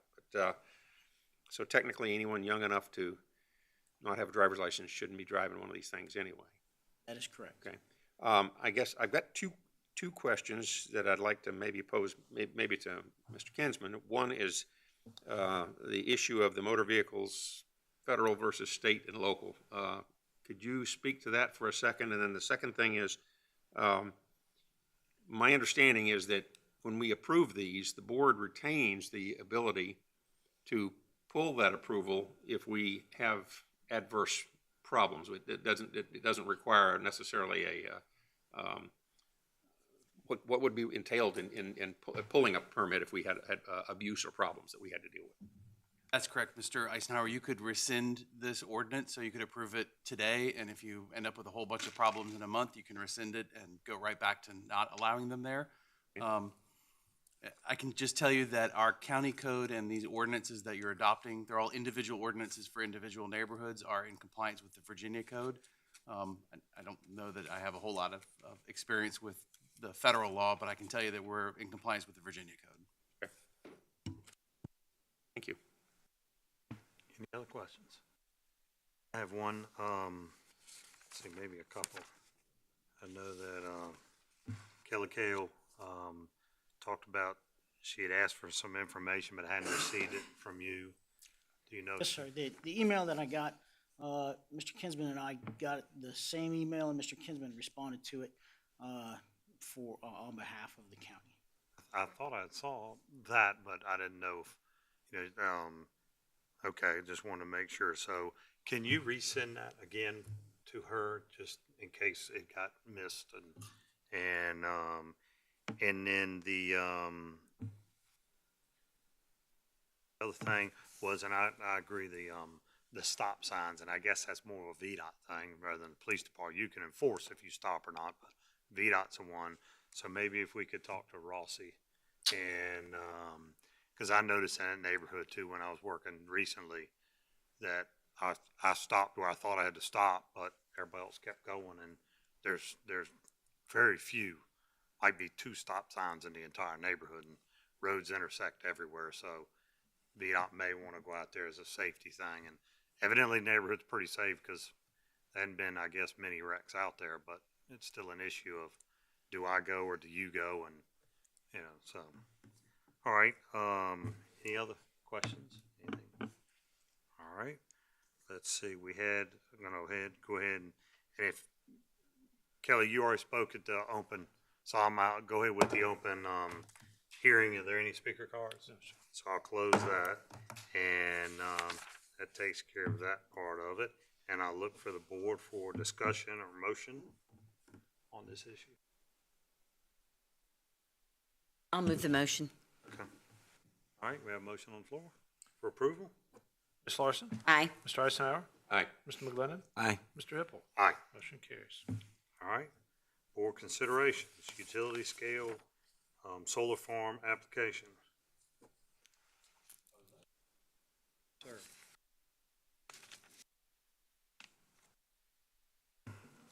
Thank you, Mr. Chairman and board members. At the July 25th, 2023 Board of Supervisors meeting, the Berkeley Group was present to discuss the preliminary scope of work and options for standards and procedure and processes for the review of utility scale solar facilities applications. The board members provided feedback, and the Berkeley Group has proceeded to develop materials based on that feedback. The purpose of today's meeting is to present to the board draft solar policy language for utility scale solar facilities and draft ordinance template that addresses various scales of solar facilities. Staff look forward to the board's questions and feedback to refine and finalize these documents. Thank you. Good evening. Glad to be here again with you. My name is Michael Zahner, Director of Planning and Community Development with the Berkeley Group. And with me is my colleague, Linz Edwards, a planner with the Berkeley Group. And we presented to you in a memo, an attached document, a draft of a board policy for utility scale solar. I'll go through a brief presentation, highlight the high points of that policy, as well as the attached template ordinance. Hopefully gives you some ideas about how you would like to pursue potentially considering regulations for these. And then we'll receive any questions you have, hopefully give you answers, any discussion, feedback, and then work with your staff after this to refine anything that we've developed. So appreciate any questions you have at the end. So again, the goals, we want to address any questions that you have regarding the policy, regarding the regulations. We want to collect any feedback and requested revisions to the documents. So the draft board policy, we hope it is responsive to what we heard from you. We received some great guidance from your staff and generated a few iterations of the document, both the policy and the regulation. But it provides an overview and context of the board's intent in adopting a policy. It focuses on utility scale solar facilities, those that are non-accessory, ground-mounted, that generate electricity for commercial distribution. The draft regulations do cover some uses for solar beyond that, but this was the focus of the policy that we developed. And in that policy, we established 17 criteria for evaluating projects, and I'll go over those. These are obviously in the presentation, paraphrasing of what's included in the policy. So I'm happy to go back and address any of the criteria specifically. But criteria 1 would establish standards for large scale versus small scale facilities, where those facilities would be appropriate. Number 2 would address the potential for impacts to residences or historic or cultural, recreational, and environmentally sensitive areas and resources related to project location and design. 3 would address project visibility and standards for buffering and screening. Criteria 4 addresses the geographic concentration of facilities. Criteria 5 establishes a standard that project areas be contiguous. 6 establishes a standard for site lot coverage of panels as well as overall size of projects. Number 7 addresses the evaluation and preservation of habitat resources. Criteria 8 addresses the evaluation and preservation of agricultural resources. Criteria 9 establishes standards for wildlife corridors. Criteria 10 addresses project location relative to existing transmission line corridors. Criteria 11 addresses transmission and grid improvements associated with individual projects or that may result from projects. Criteria 12 establishes standards for specific setbacks for projects. 13 addresses the potential for multiple uses of property. 14 addresses the potential for construction impacts. 15 addresses potential impacts related to traffic and impacts on roadways. 16 establishes standards for the evaluation and consideration of economic impacts. And 17 establishes minimum expectations for application information and permit conditions. And with these, we hope they give you a tool to evaluate projects regardless of whether or not you consider adopting any amended regulations or new regulations. And when I review these, I try to think about them in application. So if I'm reviewing a project, how would that project be evaluated under the criteria that we drafted? In terms of the regulatory recommendations, we started out very broadly and even a little more broadly than what you have before you. We evaluated and heard your feedback and heard from staff. And based on your conditions, there were some aspects of the regulations that we normally begin to talk about. We talked about at the last meeting that didn't really make it in. They were not necessarily relevant to you all in the county, and we want to make sure that both the policy and the regulations are really tooled for James City County. That's the whole goal here. But they cover terms and definitions, the zoning districts, what districts these uses would be allowed in, the review process, the SUP factors to be considered where it ties back to the board policy, if not also the comprehensive plan. Application requirements, what is the minimum that needs to be submitted for you to evaluate an application? And those are really relate to some of the policy criteria as well. minimum development standards, i.e. heights and setbacks and buffering requirements, and then construction and operational and decommissioning requirements. Things that have to occur during construction or operation or when a site and project is decommissioned. So I'll go back to this, but I wanted to show some maps that we developed, and these are consistent with the policies. Here we're showing a buffer, a 1 mile buffer as well as a 2 mile buffer related to the criteria that talks about separation of facilities. And here we've shown the 3 projects that have been approved in the county and their relationship to that buffer requirement, or not really buffer requirement, but buffer policy.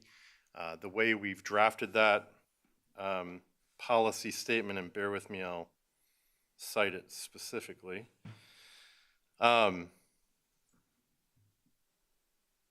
way we've drafted that separation requirement, we say generally there should be a minimum distance of 1 mile provided between fenced areas of separate utility scale facilities. So even this map is not 100% accurate because it's showing the boundaries of the parcels. So it doesn't show where the fenced area is as a subset or within those areas. But it's roughly representative of what that 1 mile or what a 2 mile buffer or separation between projects may look like. And the way we drafted it, it's not an absolute. So you can take into account concerns or positives of any given project in its relationship to another project.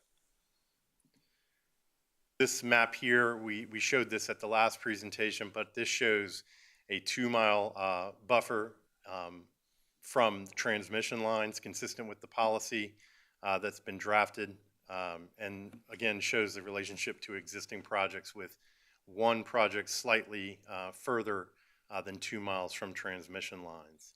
And again, the way this would work, it would just essentially use that policy to evaluate the closest portion of a project to that transmission line corridor, where the bulk of the project could be further away than 2 miles. And can we go back to that one? Yes, sir. I think. Here we go. With the Racefield Solar, I know it's outside the transmission area, but I think that one's designed to go outside of our area anyhow into New Kent. That it would connect to a transmission line in New Kent County. Right. Yeah, and we do see that, and that could be something. Let me pull up real quick.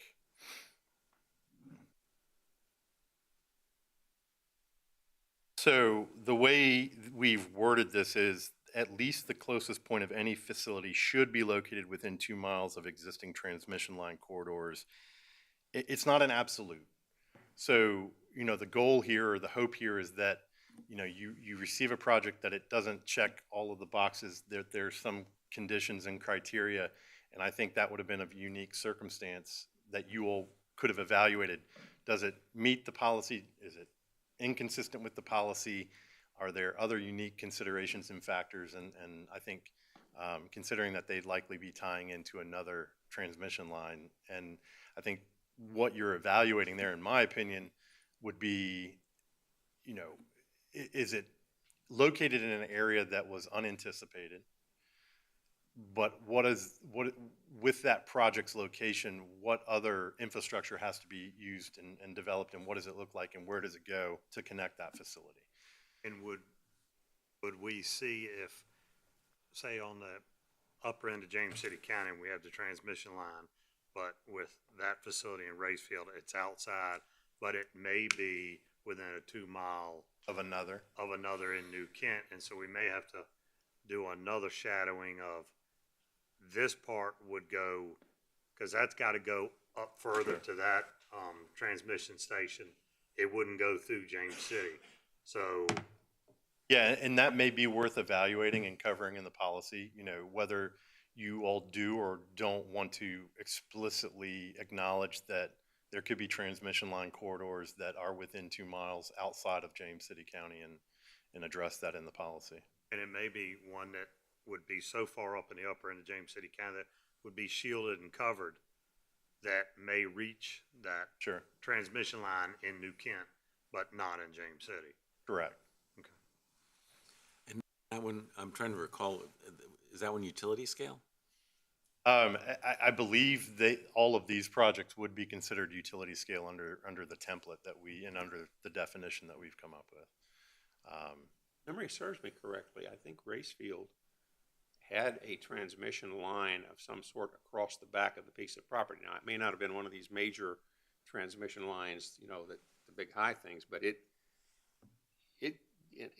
I think what I was looking for was I didn't feel that it was appropriate necessarily to put one and then have to run a bunch of telephone poles or lines out for 2 or 3 miles to find some place to hook into the grid. This one actually hooked into the grid right on the back of the property. When we looked at that one, and that was, to me, that was a very important aspect of what that was. There's a line back there that runs those houses, but I don't think it's It was a transmission line they were going to hook into, right there back. It wasn't just to the houses. And I thought that was why we when we looked at that Racefield case, one of the questions I asked was, are there many places where this is going to happen? And the answer was given no. No. This was a relatively small project that would only be feasible in a couple of instances in the county. Yeah, we can look at the specifics of that connection and maybe how they were tying that in. And it could just be a certain, that it has a distribution line that is of a certain size that accommodated that facility. because if we looked at it right now, that wouldn't pass. Well, it may, you know, with your discretion, Right. but right. If it's totally black and white, correct, right. But staff would look at that and go, well, I can't recommend it to the board because it's not within, so it's gonna, you know, limit staff. I'm not saying open it all up, but if there's something closer in the jurisdiction next to us that may be okay, this shadowed area can still be utilized, and staff can say, we'll recommend it's not tying into James City, it may be tying into a different line. Yeah, and if the board wants to go in that direction, we can certainly work with staff to make that language a little bit more flexible for that, to make sure it's not precluded. Sure.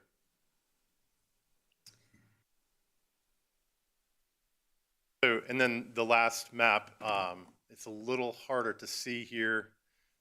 Raceway project up here and the other two projects. And this map is showing the USDA prime farmland class, which we've tied into the policy.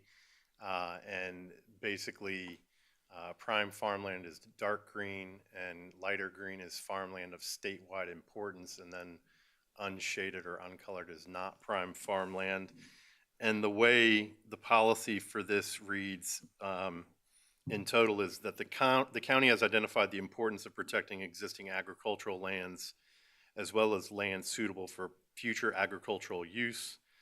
Facilities should avoid development of areas identified as prime farmland by the USDA, Natural Resources Conservation Service, and/or areas actively farmed within 5 years preceding an application, unless portions of the parcels utilized for the facility will continue to be farmed.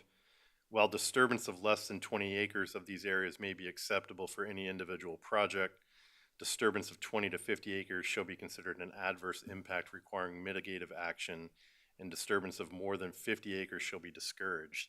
So the way I would envision that this would be applied, one, you would want applicants as part of their application to present a map like this zoomed in that showed this mapping for prime farmland, the relationship of their project to that in terms of the area that they're disturbing. And then, you know, if it's more than, if it's 20 acres or less, then not so much of an issue. If it's between 20 and 50 acres, then it may not be precluded, but you would expect either through conditions or through the applicant in their design, some mitigative action, some action to demonstrate, well, yes, we're impacting these areas, but to offset that, we're proposing this, or staff and you all propose conditions to mitigate for that impact. And then above 50, it is not absolutely prohibited. It's discouraged. I think, you know, you get to a higher bar of evaluating that project by that. So that's how we would normally review it when we look at applications for communities. What would we, how would you, how was the policy envisioned to deal with a place like we had on the Hunt Farm? It's prime agricultural land. It's been farmed for generations and generations and generations. It's never going to be farmed again. If the landowner wants to do something with his land, a little leery about taking an approach that says, because you happen to own agricultural land, we're going to, as the government, restrict you in your use of your land to something that we think is beneficial, regardless of what you might think. That's one of the things that where I have a, you know, I understand the concept of trying to protect to the max extent possible. And I understand the natural and cultural resources that we've identified in the plan, and that it's our goal to try to minimize the impact to the maximum extent possible. But I'm a little concerned when we start getting to the point where we are putting numbers on something that says, you know, we really don't want you to do this. But isn't that a place where we could work on what's a condition we could? So I think if we take if a long-time James City County family comes and says, there's nobody interested in farming, is there something that we could work on that would benefit agricultural somewhere? You know, we could ask for something in return. So again, I always like to think through, assuming all of this gets put into place, what does staff do the next time we have an application and the next time we have a staff Ask report? for a barrel of peaches. Yes, that's right. So we get to figure that part out. You know, I think what the consultant and staff have proposed in there is really just a first stab. I think specific to that part, you know, what would be helpful for us and the direction and the feedback we get from you all tonight is, you know, how much of a decision point do you want that factor to be? Do you want it to be in there where that becomes a factor favorable or unfavorable in the staff report, or we include it just as information?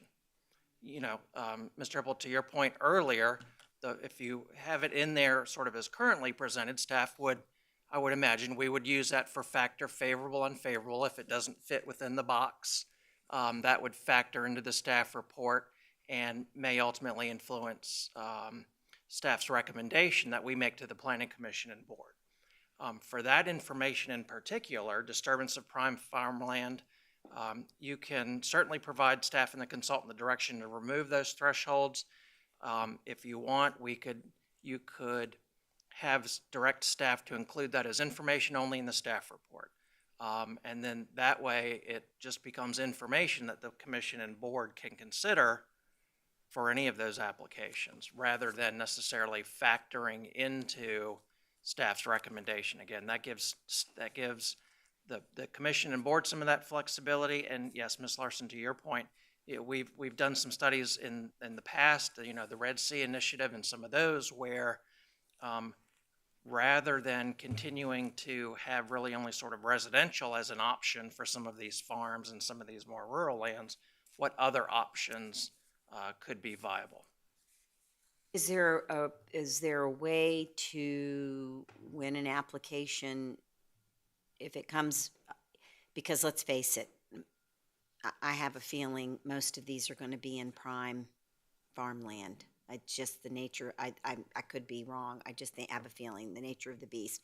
Is there a way to tell us, like, you get an application and so this map, they present this map with it, and you say that if that comes off, that's going to be 10% of the prime farmland in the county is going to be gone. So that as we're going along, we are seeing, you know, we get to a point where it's like, okay, if with the approval of this application, 48% of the prime farmland for the county is now gone. So as the way that the proposed policy and the proposed regs are set up, it's not a cumulative count. It's really just what exists on that parcel. And we've set that up in terms of acreage. So, you know, if it's there a way- 50 or more, that might be really tough to do. That might be really tough to do, to kind of look at it from a cumulative count point of view. Because I think there are some localities that's how they measure their, like, once Some of the they've got a percentages. cutoff of, Yeah. we're going to only allow X amount of our farmland to go. And when we hit that with the solar, we're done approving solar, And- supposedly. Sure. So in the time that we've had, in order to meet the board's directive, and since we've kind of come out of the work session, staff didn't really not have the time, ability, or resources to develop that type of component. I was very pleasantly surprised that a lot of the consultants' recommendations really did a really terrific job about mimicking and mirroring some of our approach and methodology on the 4 or 5 applications that have come through the process so far. And I think this piece of paper does a really good job at meeting the board's desire to articulate a lot of that and to provide more guidance rather than not having it written down. So I think all of that will be beneficial. And because we really relied on their best practices and what we've done to date, we did not have the extra time and resources to develop that new program. If the board wants us to go in that direction, it would just take us more. Thank you. What about if we looked at the county as a whole and you bring a project forward and we do almost like we do with transportation and do a smart scale? What are the benefits? What are the relief for people that may need this power? What are the negatives? And we use something similar to the smart scale to judge the projects and go, okay, according to these markers, this project is a high priority project that really ought to move forward. This one takes away so much. And then it's not we take kind of the emotion out of it. Yeah. So I think I from my perspective, I would suggest that the documents currently before you go a long way in setting that up, because it does start to get into providing the board a lot more information. You know, when we look back at the cases we've had before, you know, what's the ease and accessibility of the commercial entrance during construction?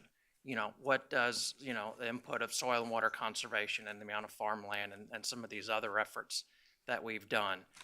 You know, some of the other items that the board addressed during the work session, and, you know, in terms of separation distances and not being too large and sort of staying out of the way of the accessory ones that we talked about last time. And so I think the way that staff has set this up, at least from a land use point of view, I think we'll start to give you a lot more of those categories. And again, the idea would be, as in a staff report, you would have more traits and more of that information before you as you consider a case. I'm not sure how we could get at that operationally. I know you've had some applicants come in here and talk about benefits and some of the tax savings and programs that could maybe ultimately benefit low to moderate income. I'm not sure any of those we could really get at through SUP conditions or guarantee, or because any of that, the county's not really a party to administer that anyway. So, you know, I think a lot of that good programmatic information is best left to the applicants as they make their pitch for their applications. You know, again, I think some of the components that the consultant's done a terrific job about articulating about what needs to be mitigated and factors considered. Is it near a power line? How far is it from another one? I think those we will be able to start to provide you all in the staff report. And I think it's a very good report, and it gives us a lot to work with.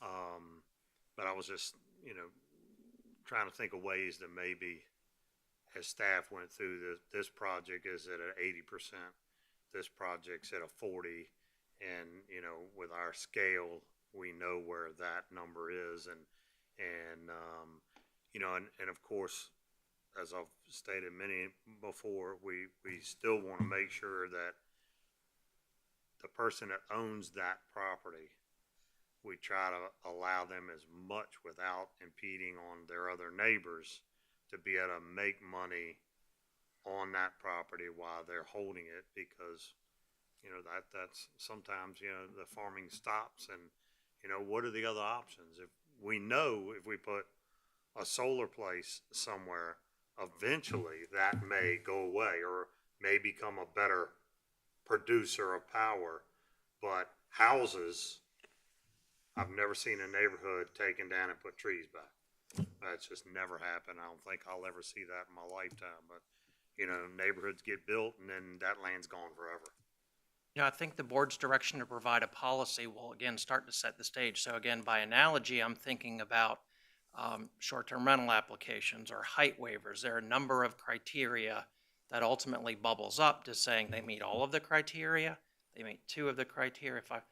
You know, the way that the board has directed staff to set this up should meet that expectation really well. 11, 12 policy recommendations, we should as staff be able to pretty readily go through and be able to tell the planning commission and board how many of those 11, 12 policies are met by a particular application. So you will start to get some of that through the proposed analysis as an idea. So part of the challenge here is that, you know, I think we have to identify what our objective is in trying to think about some of these policies. So, for instance, you know, is it our objective to protect as much of the prime soil in the county as we possibly can, recognizing that it's unlikely that there is going to be agriculture on that land? If that's the case, and, you know, maybe if we can think about ways in which, rather than growing chicken in labs, we are actually going back to agricultural uses of one kind or another, then we can think about some things like, you know, if it's prime farmland, what's our concern? That perhaps over time, water is going to create erosion in that farmland. Maybe then what we want to say is, you know, you've got to have panels that actually follow the sun, so that when the rain comes, it doesn't always come in the same place, and it's more fully distributed. But, you know, I guess I just wonder, you know, what can we hope to accomplish with this? And one thing we could hope to accomplish is simply to preserve more of that land, even though it's on a solar farm, because maybe at some point in the future we will be able to restore it to a more agricultural, beneficial use. I don't know, but we also need to be pursuing different ideas that are beyond these kinds of regulations of solar panels and solar farms, about placement of solar panels in, as Mr. Everson mentioned, as I've mentioned several times before, the desire to have solar panels on rooftops, on parking lots, in places where we already have development. Right, landfill, sure, but where, you know, we're really looking to the next generation of solar paneling and solar collection that's going to happen pretty quickly. I mean, you know, we've all got tablets that, you know, you can do on this what you had to have a room to full of equipment to do 20 years ago. Yep. You know, right? And so, you know, it's a challenge from that perspective. So that I can only think that what we have to be doing is sort of looking for when it's going to be on this kind of situation. Here are the things you want to be looking at, and I don't think it's really going to give us the actual silver bullet in cases that are coming before us. We're going to have to make some judgments for a while. I would like to just offer a comment or two.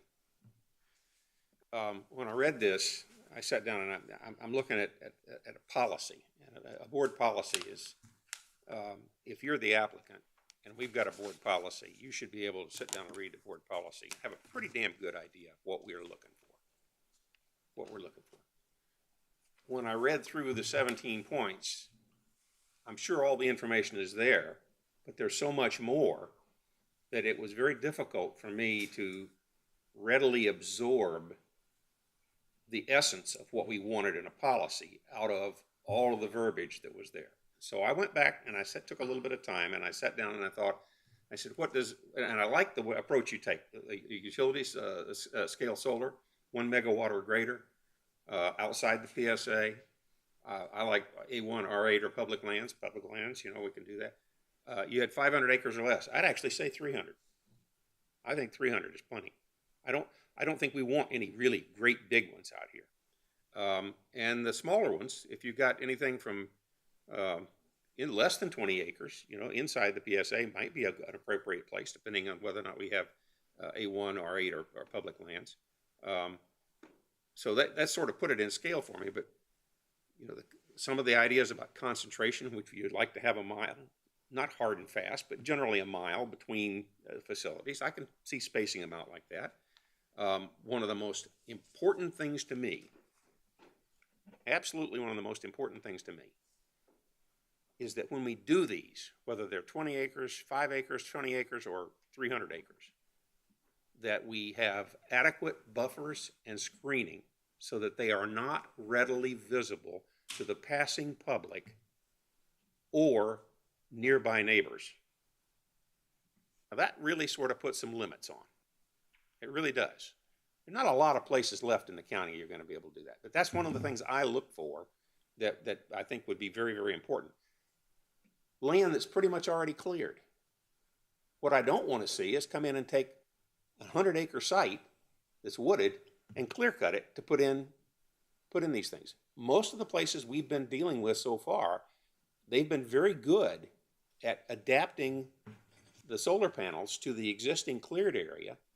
There may have to be some tree cutting because of some of the stormwater, storm and erosion, a few things like that. But trying to preserve that tree cover, I think, was very, very, very important to me. I like the idea that we have proximity to a service line. I'm not necessarily convinced that we need to define that as one of these major trunks. But the goal for me is I don't want to have to build a facility where then we have to go build a mile or 2 miles of additional phone poles or wires to be able to get that electricity out into the grid for use. I want it to be readily available to be connected in. I think a positive economic return is one thing that's pretty good. Those are the kinds of things I think that I want to see in the policy. Now, there are some other things that we talk about that are part and parcel of how we get that, and that is your buffers, screening, what are the requirements for fencing, buffers, screening, setbacks, all that kind of stuff.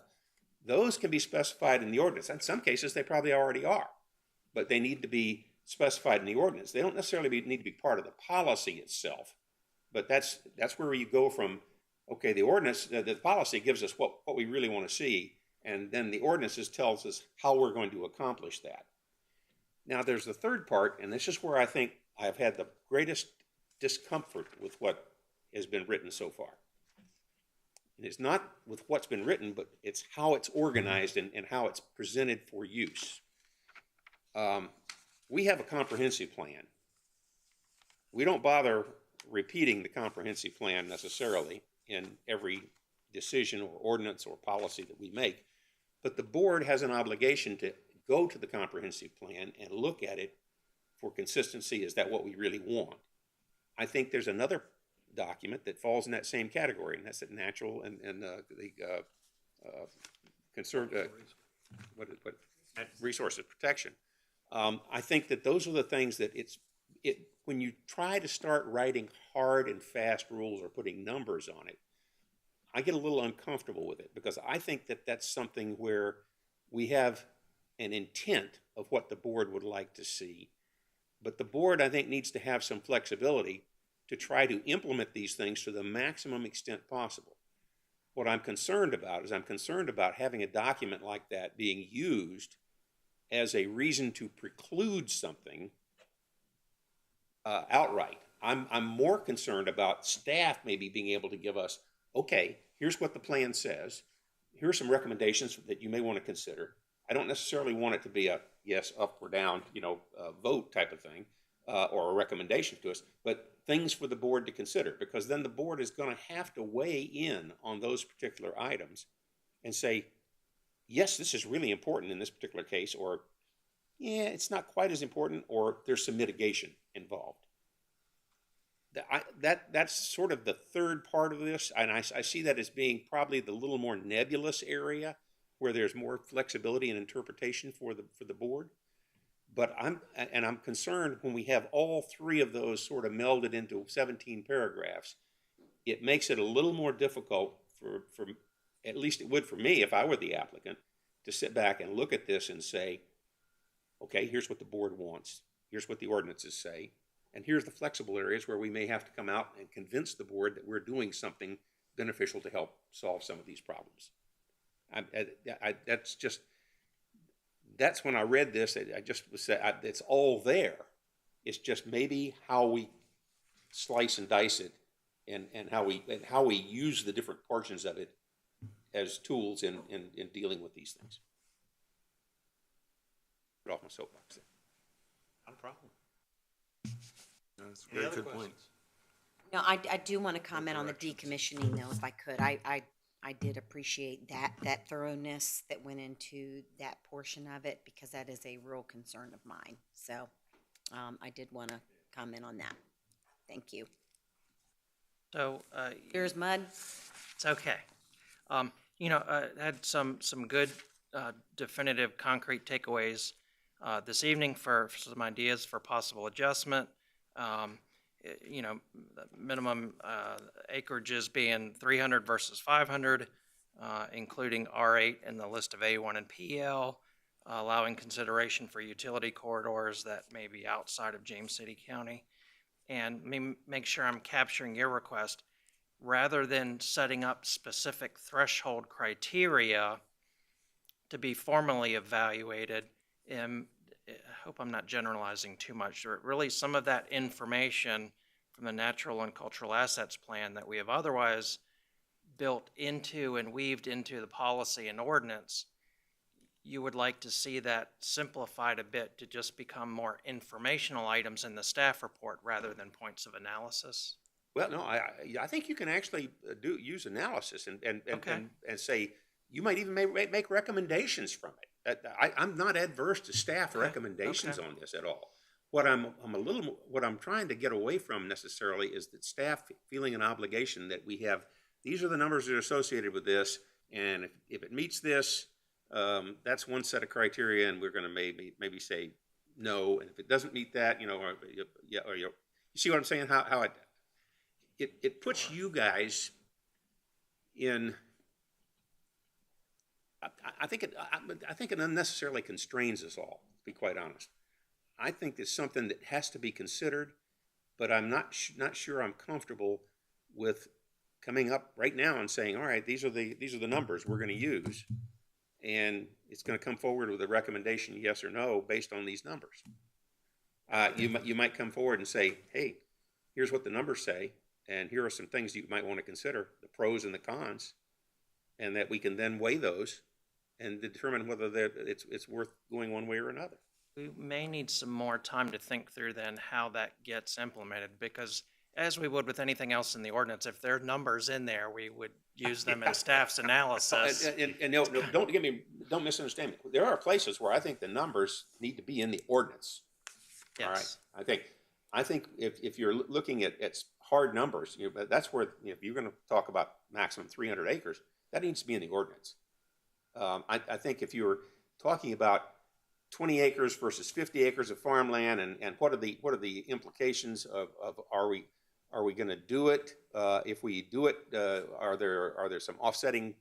Are there some benefits or some drawbacks to it? So if I'm hearing you correctly, then you're really asking staff to make sure that resides in the policy and not in the ordinance. Yes. Okay. And I think That's it gives you more. And I think in the policy, flexibility. it basically, the policy should clearly give the board the flexibility to analyze this on a case-by-case basis?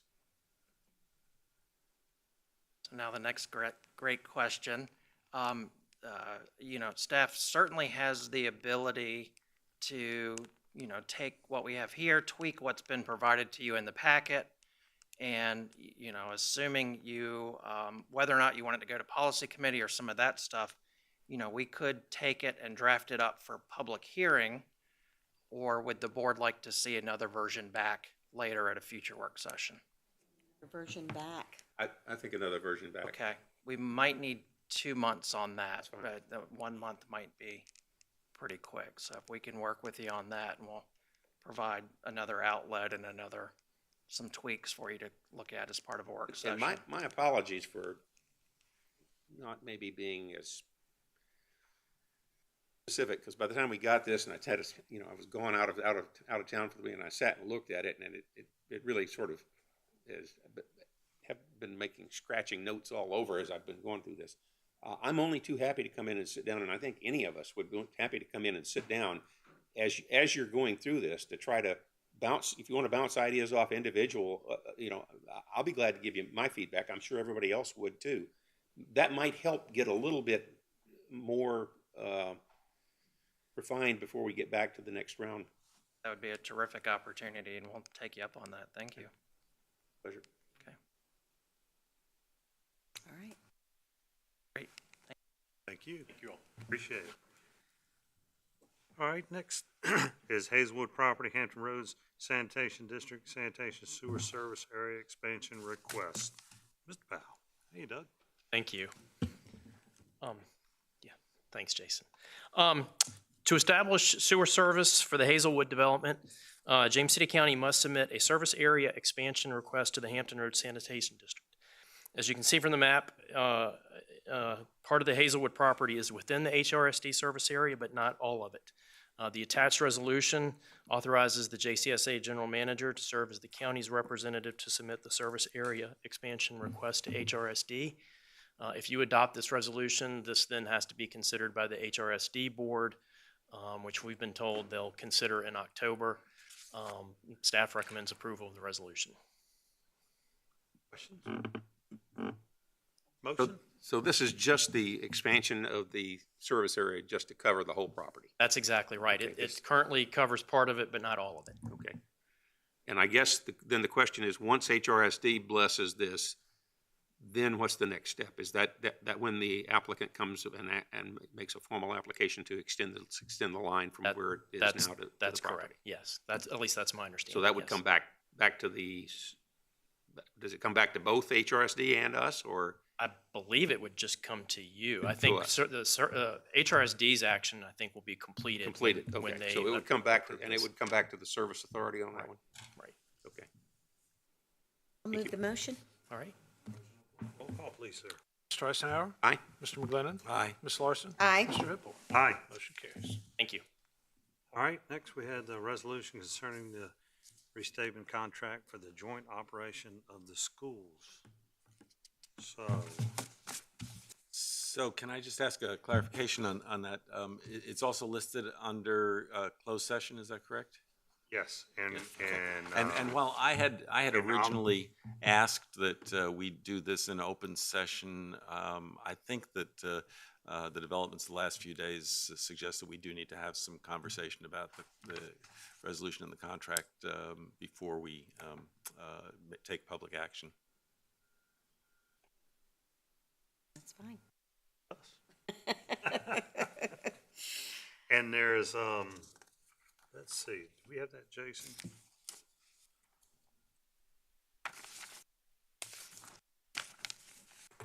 Oh, we're having board requests and directives first, since we're going into closed session. Well, do you want to talk open session, or you want to go into closed No, I want to session? go, I think I'd like to talk about it when we come out of closed session. Yes. But definitely. I think that thought it you would be wanted to better talk for us to first have some conversation, because I know the resolution has been going through some iteration. Okay, all right, so we'll move that down where we have it into we'll put that into closed session, but after closed session, we'll come back out and discuss it. I thought you wanted to do some discussion now on it, okay? So let's move into board requests and directives. Anything? All right, let's move into. It's been a long time. Y'all were quiet, so I Sorry. will move No, on. I was looking at Supervisor Eisenhower. I wasn't waiting. Not so fast. Go ahead. Get on the train. I just want, August was a pretty busy month, as was July, but I think I'll pass over some of the events that I participated in during that time period, but just draw attention to the fact that related to our Williamsburg James City schools, that the implications of the decision to have a no transportation zone have generated a lot of concern, as we heard this evening, among parents about how that will operate. I spent some time this afternoon at the dismissal of James River Elementary, where 200 students are affected by that determination. That's more than twice as many as any other of the schools in the system. Since that school has been one in which we've seen it more challenged in terms of meeting the standards for accreditation, I'm concerned about what might happen there. I'm also concerned about the impact of that no transportation zone in other schools where they're located on major roads and where there are issues relating to sidewalks and so forth. But just wanted to highlight that it's the school board's issues, and I asked Mr. Stevens to reach out last week to just ask the schools if there was something that they thought might be beneficial, and I'd say that this ought to be a question that we bring up to school liaison, and we ought to have a meeting of school liaison pretty soon to just address that concern. But that's all I'll say. Okay. Can I tag on to that? And I'm concerned with Centerville Road. Centerville's a dangerous road. And then I worry as well, daylight savings is gonna be gone. We're gonna be darker than we normally are, as we normally are this time of year. And it's gonna be colder and rainier and snow, and hopefully we won't be in school during snow, but it could be, and ice and everything else. So all these other things add into it. If there's a trail or a sidewalk or something, but down Centerville, you'd have to cross the street to go back onto the sidewalk, and so some of those areas I'm worried too as well, with the children, young adults, and all going back and forth to school. So I'd have to agree with and it's the school's responsibility. That may be something that maybe talk to them and say something as far as what we heard tonight from our citizens and the concerns, and knowing that this is, you need to take it to the school board and put it in their lap, because that's their realm and what they do best. But, we are concerned here as well for our children's well-being as well. Thank you, John. I appreciate you bringing that up. So I will just say that when I first heard about this, I immediately reached out to Mr. Stevens because I knew this was going to be an issue. This was a few months ago. I actually heard from families out in Stonehouse, Whitehall, which they are in a different situation because they can walk. But still, when you're talking about children and you're talking about a lot of working parents, not knowing, I encouraged them to maybe see if there were parents that were willing to set up walking with kids and that kind of thing. That's not always feasible in some of the neighborhoods that we're talking about. Some parents have shift work. That could be the case in Whitehall as well. But I knew it was going to be an issue, and it became very apparent. The school system did not want to discuss it with us. I think they felt we were not staying in our lane. What upsets me about that is that there are places where we can work together. Infrastructure. Are there places that we could have helped out with sidewalks? I mean, it was a short time, but are there places that we could have done something like that? we don't, we have challenges, in hiring in our law enforcement, but I bet we possibly could have put it out there. We have great law enforcement officers that might be willing to pick up some extra duty, might have been willing to help out with crosswalks. I'm disappointed we didn't work together more on this issue because it is an issue. But at the crux of the issue is we don't have enough bus drivers, or that's what we're being told. So I would encourage anyone. My aunt drove a bus for City County, Williamsburg, for almost 40 years. It was a wonderful career for her while she was raising her children. She could bring her children on the bus. She could take care of her family. She was also a caterer. She had, so if anyone is possibly considering, I think they don't do training in September or maybe the beginning because they're just trying to get back into the groove of school. But I urge you to reach out to the HR department of WJCC schools, and if you've got any desire to drive a bus, that will help, because that's what they say, is that they had to put those into effect because they just don't have enough bus drivers.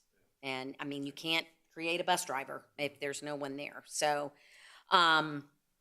one thing that I do want to point out that John and I and Senator Mason and Delegate Batten, and usually Mr. Hippel's there, you missed it this year. We went in August, and Sheriff Hardin, is that it from our area, I think?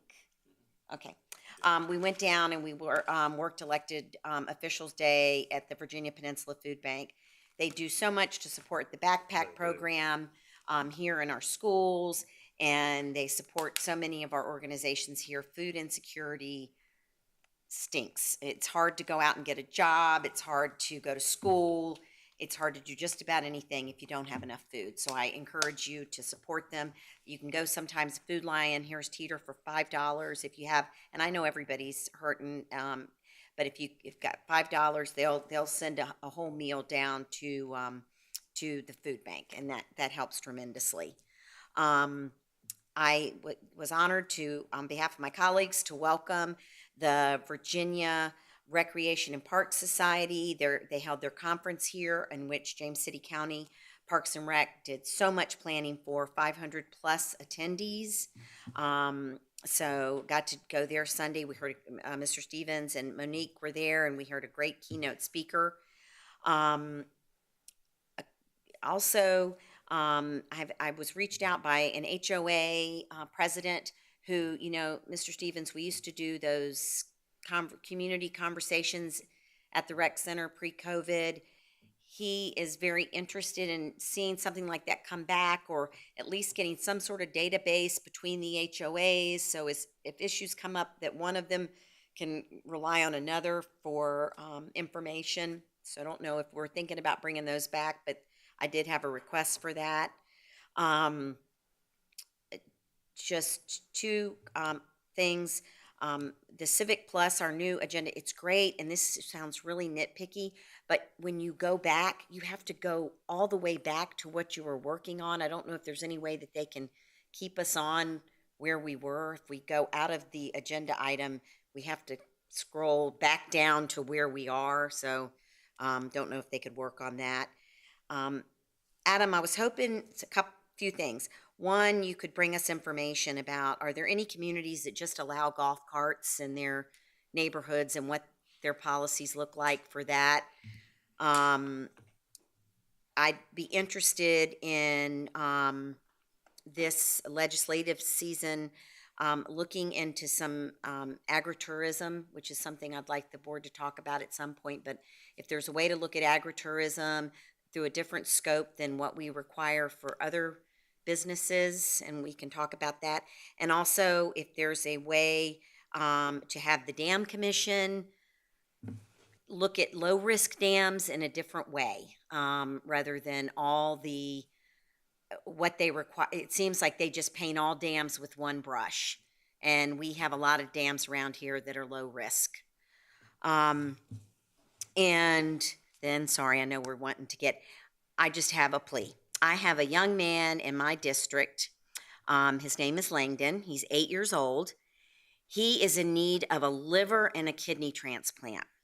And if you are under 45 years old, you have type O blood, positive or negative, and would consider being tested and possibly be a liver or kidney transplant for Langdon, who's lived his entire life with the disease that he has.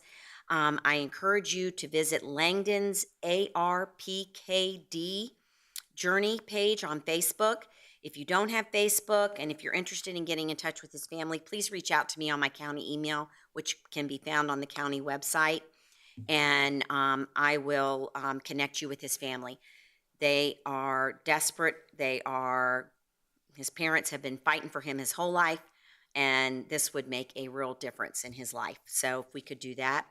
And then just finish with this weekend, we hosted a triathlon, and we had some youth volunteers on Sunday that went out and made it possible for amputees or paraplegics to participate in by getting them in and out of the water and assisting them. And I just want to give a big shout out to those. That was done through 757 Swim, and the parent was Margaret Keithley that arranged that because she has a para-athlete herself, and I just thought that was really cool. So, sorry to take up all that, but thank you. Jen, did you have? I got just three things real quick.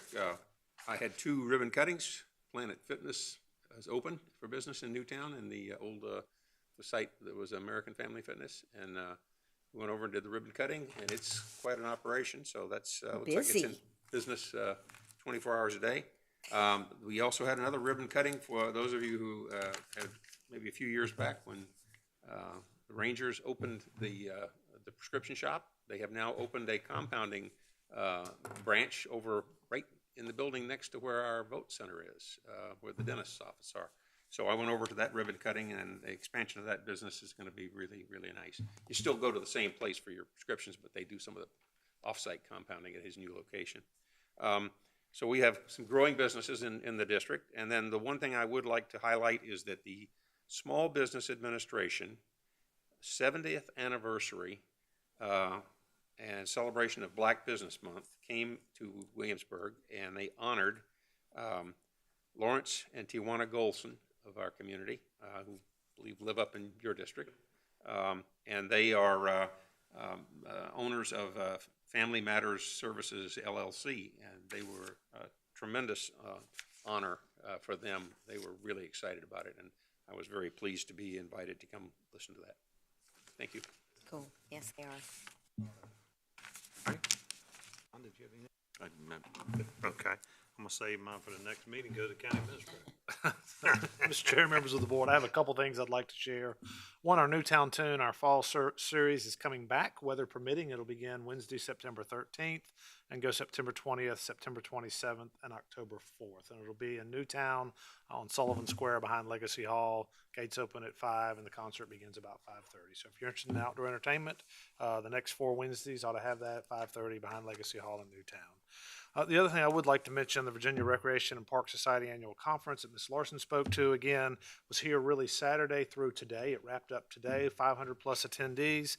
Our Parks and Rec staff did an outstanding job in planning for and carrying out. They were up early. They stayed out with park attendees at Billsburg one night till 10 or 11, at Jamestown Beach till one night till almost 1 o'clock, and last night at Busch Gardens till at least 10 o'clock. And again, starting back early. And I will tell you, they were still excited last night at their awards banquet, and just want to commend them on a job very well done, representing our community and pulling off a really stellar conference.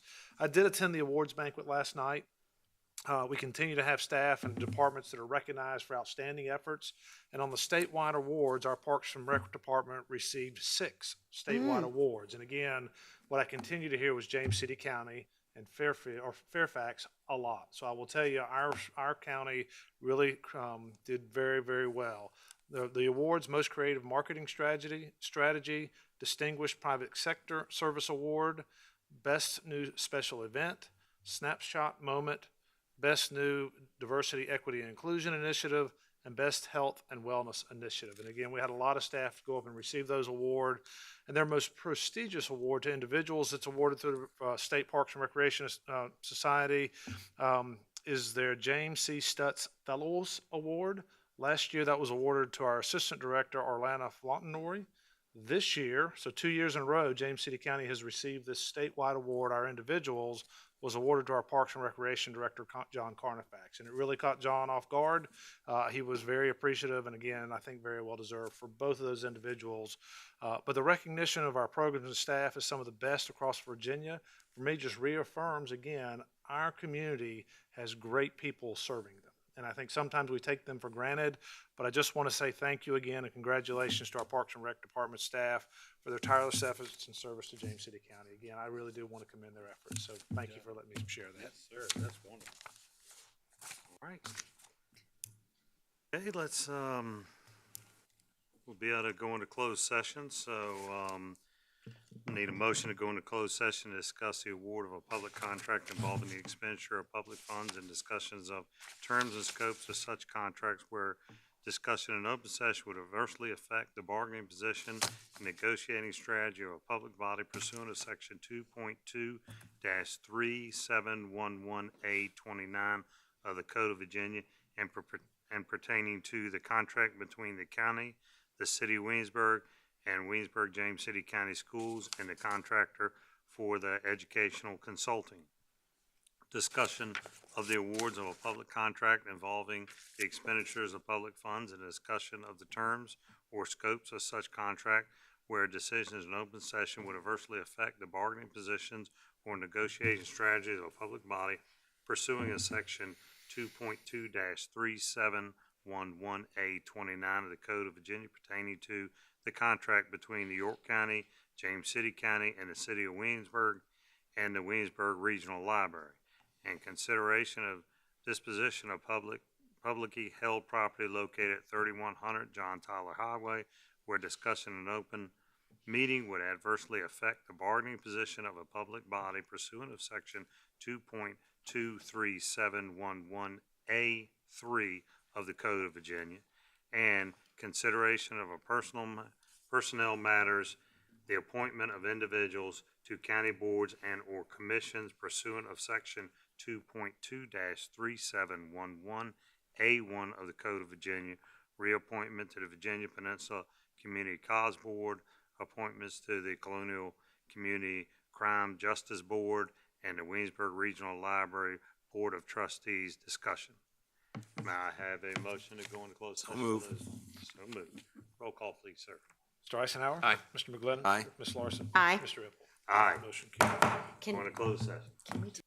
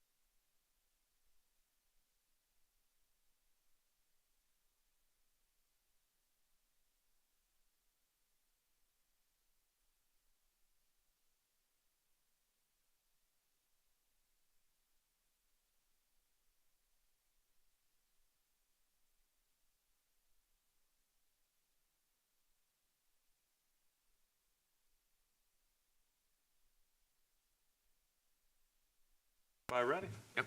All right, bring this meeting back to order, and I'm out of closed session. I need a certification. Mr. Chairman, I move to certify that we only talked about those items we indicated we would talk about in closed session. Thank you, sir. Roll call, please. Mr. Eisenhower? Aye. Mr. McGlinnan? Aye. Ms. Larson? Aye. Mr. Hippel? Aye. Motion carries. Yes, ma'am. Hi, hi. Aye. Sorry. Long night. I'd like to move the contract award for school consultant for $120,000. We have a motion on the floor.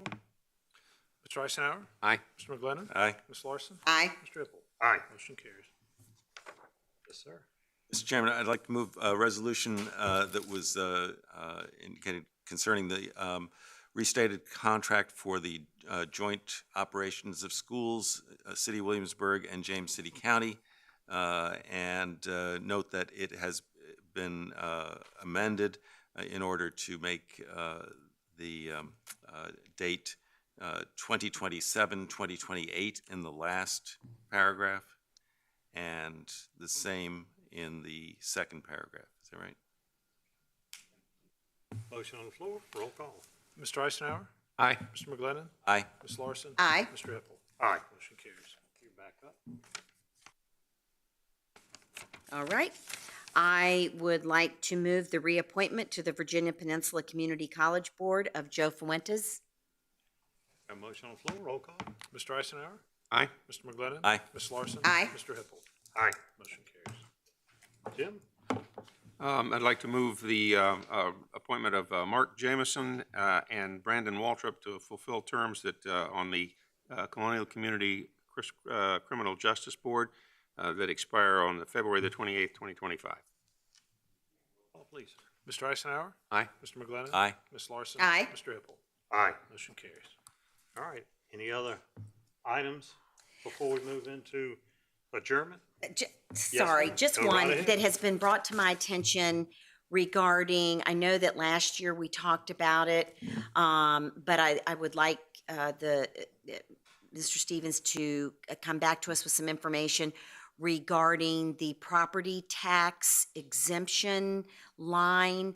What I'm hearing from some seniors is that, one, due to the raising of minimum wage, they're running up, they're getting, I had, for instance, one resident that was $80 over, and so lost their exemption. Also, the lack of workers in the workforce is sometimes causing seniors that are still in the workforce to work additional time and go over just a tad. So if you could just get some information about an adjustment on that. Sure. Okay. I have talked with Commissioner Revenue. He and I were talking about maybe coming to your October business meeting to Okay. talk through that, if Great. that's okay. That's fine. Thank you. Sure. Sorry to bring that up at the end. Oh, no, not a problem at all. All right, if there's no other, Move to adjourn the meeting until 1 p.m. on September 26, 2023 for the business meeting. thank you, sir. Roll call, please. Mr. Eisenhower? Aye. Mr. McGlinnan? Aye. Ms. Larson? Aye. Mr. Hippel? Aye. Motion carries. Meeting adjourned.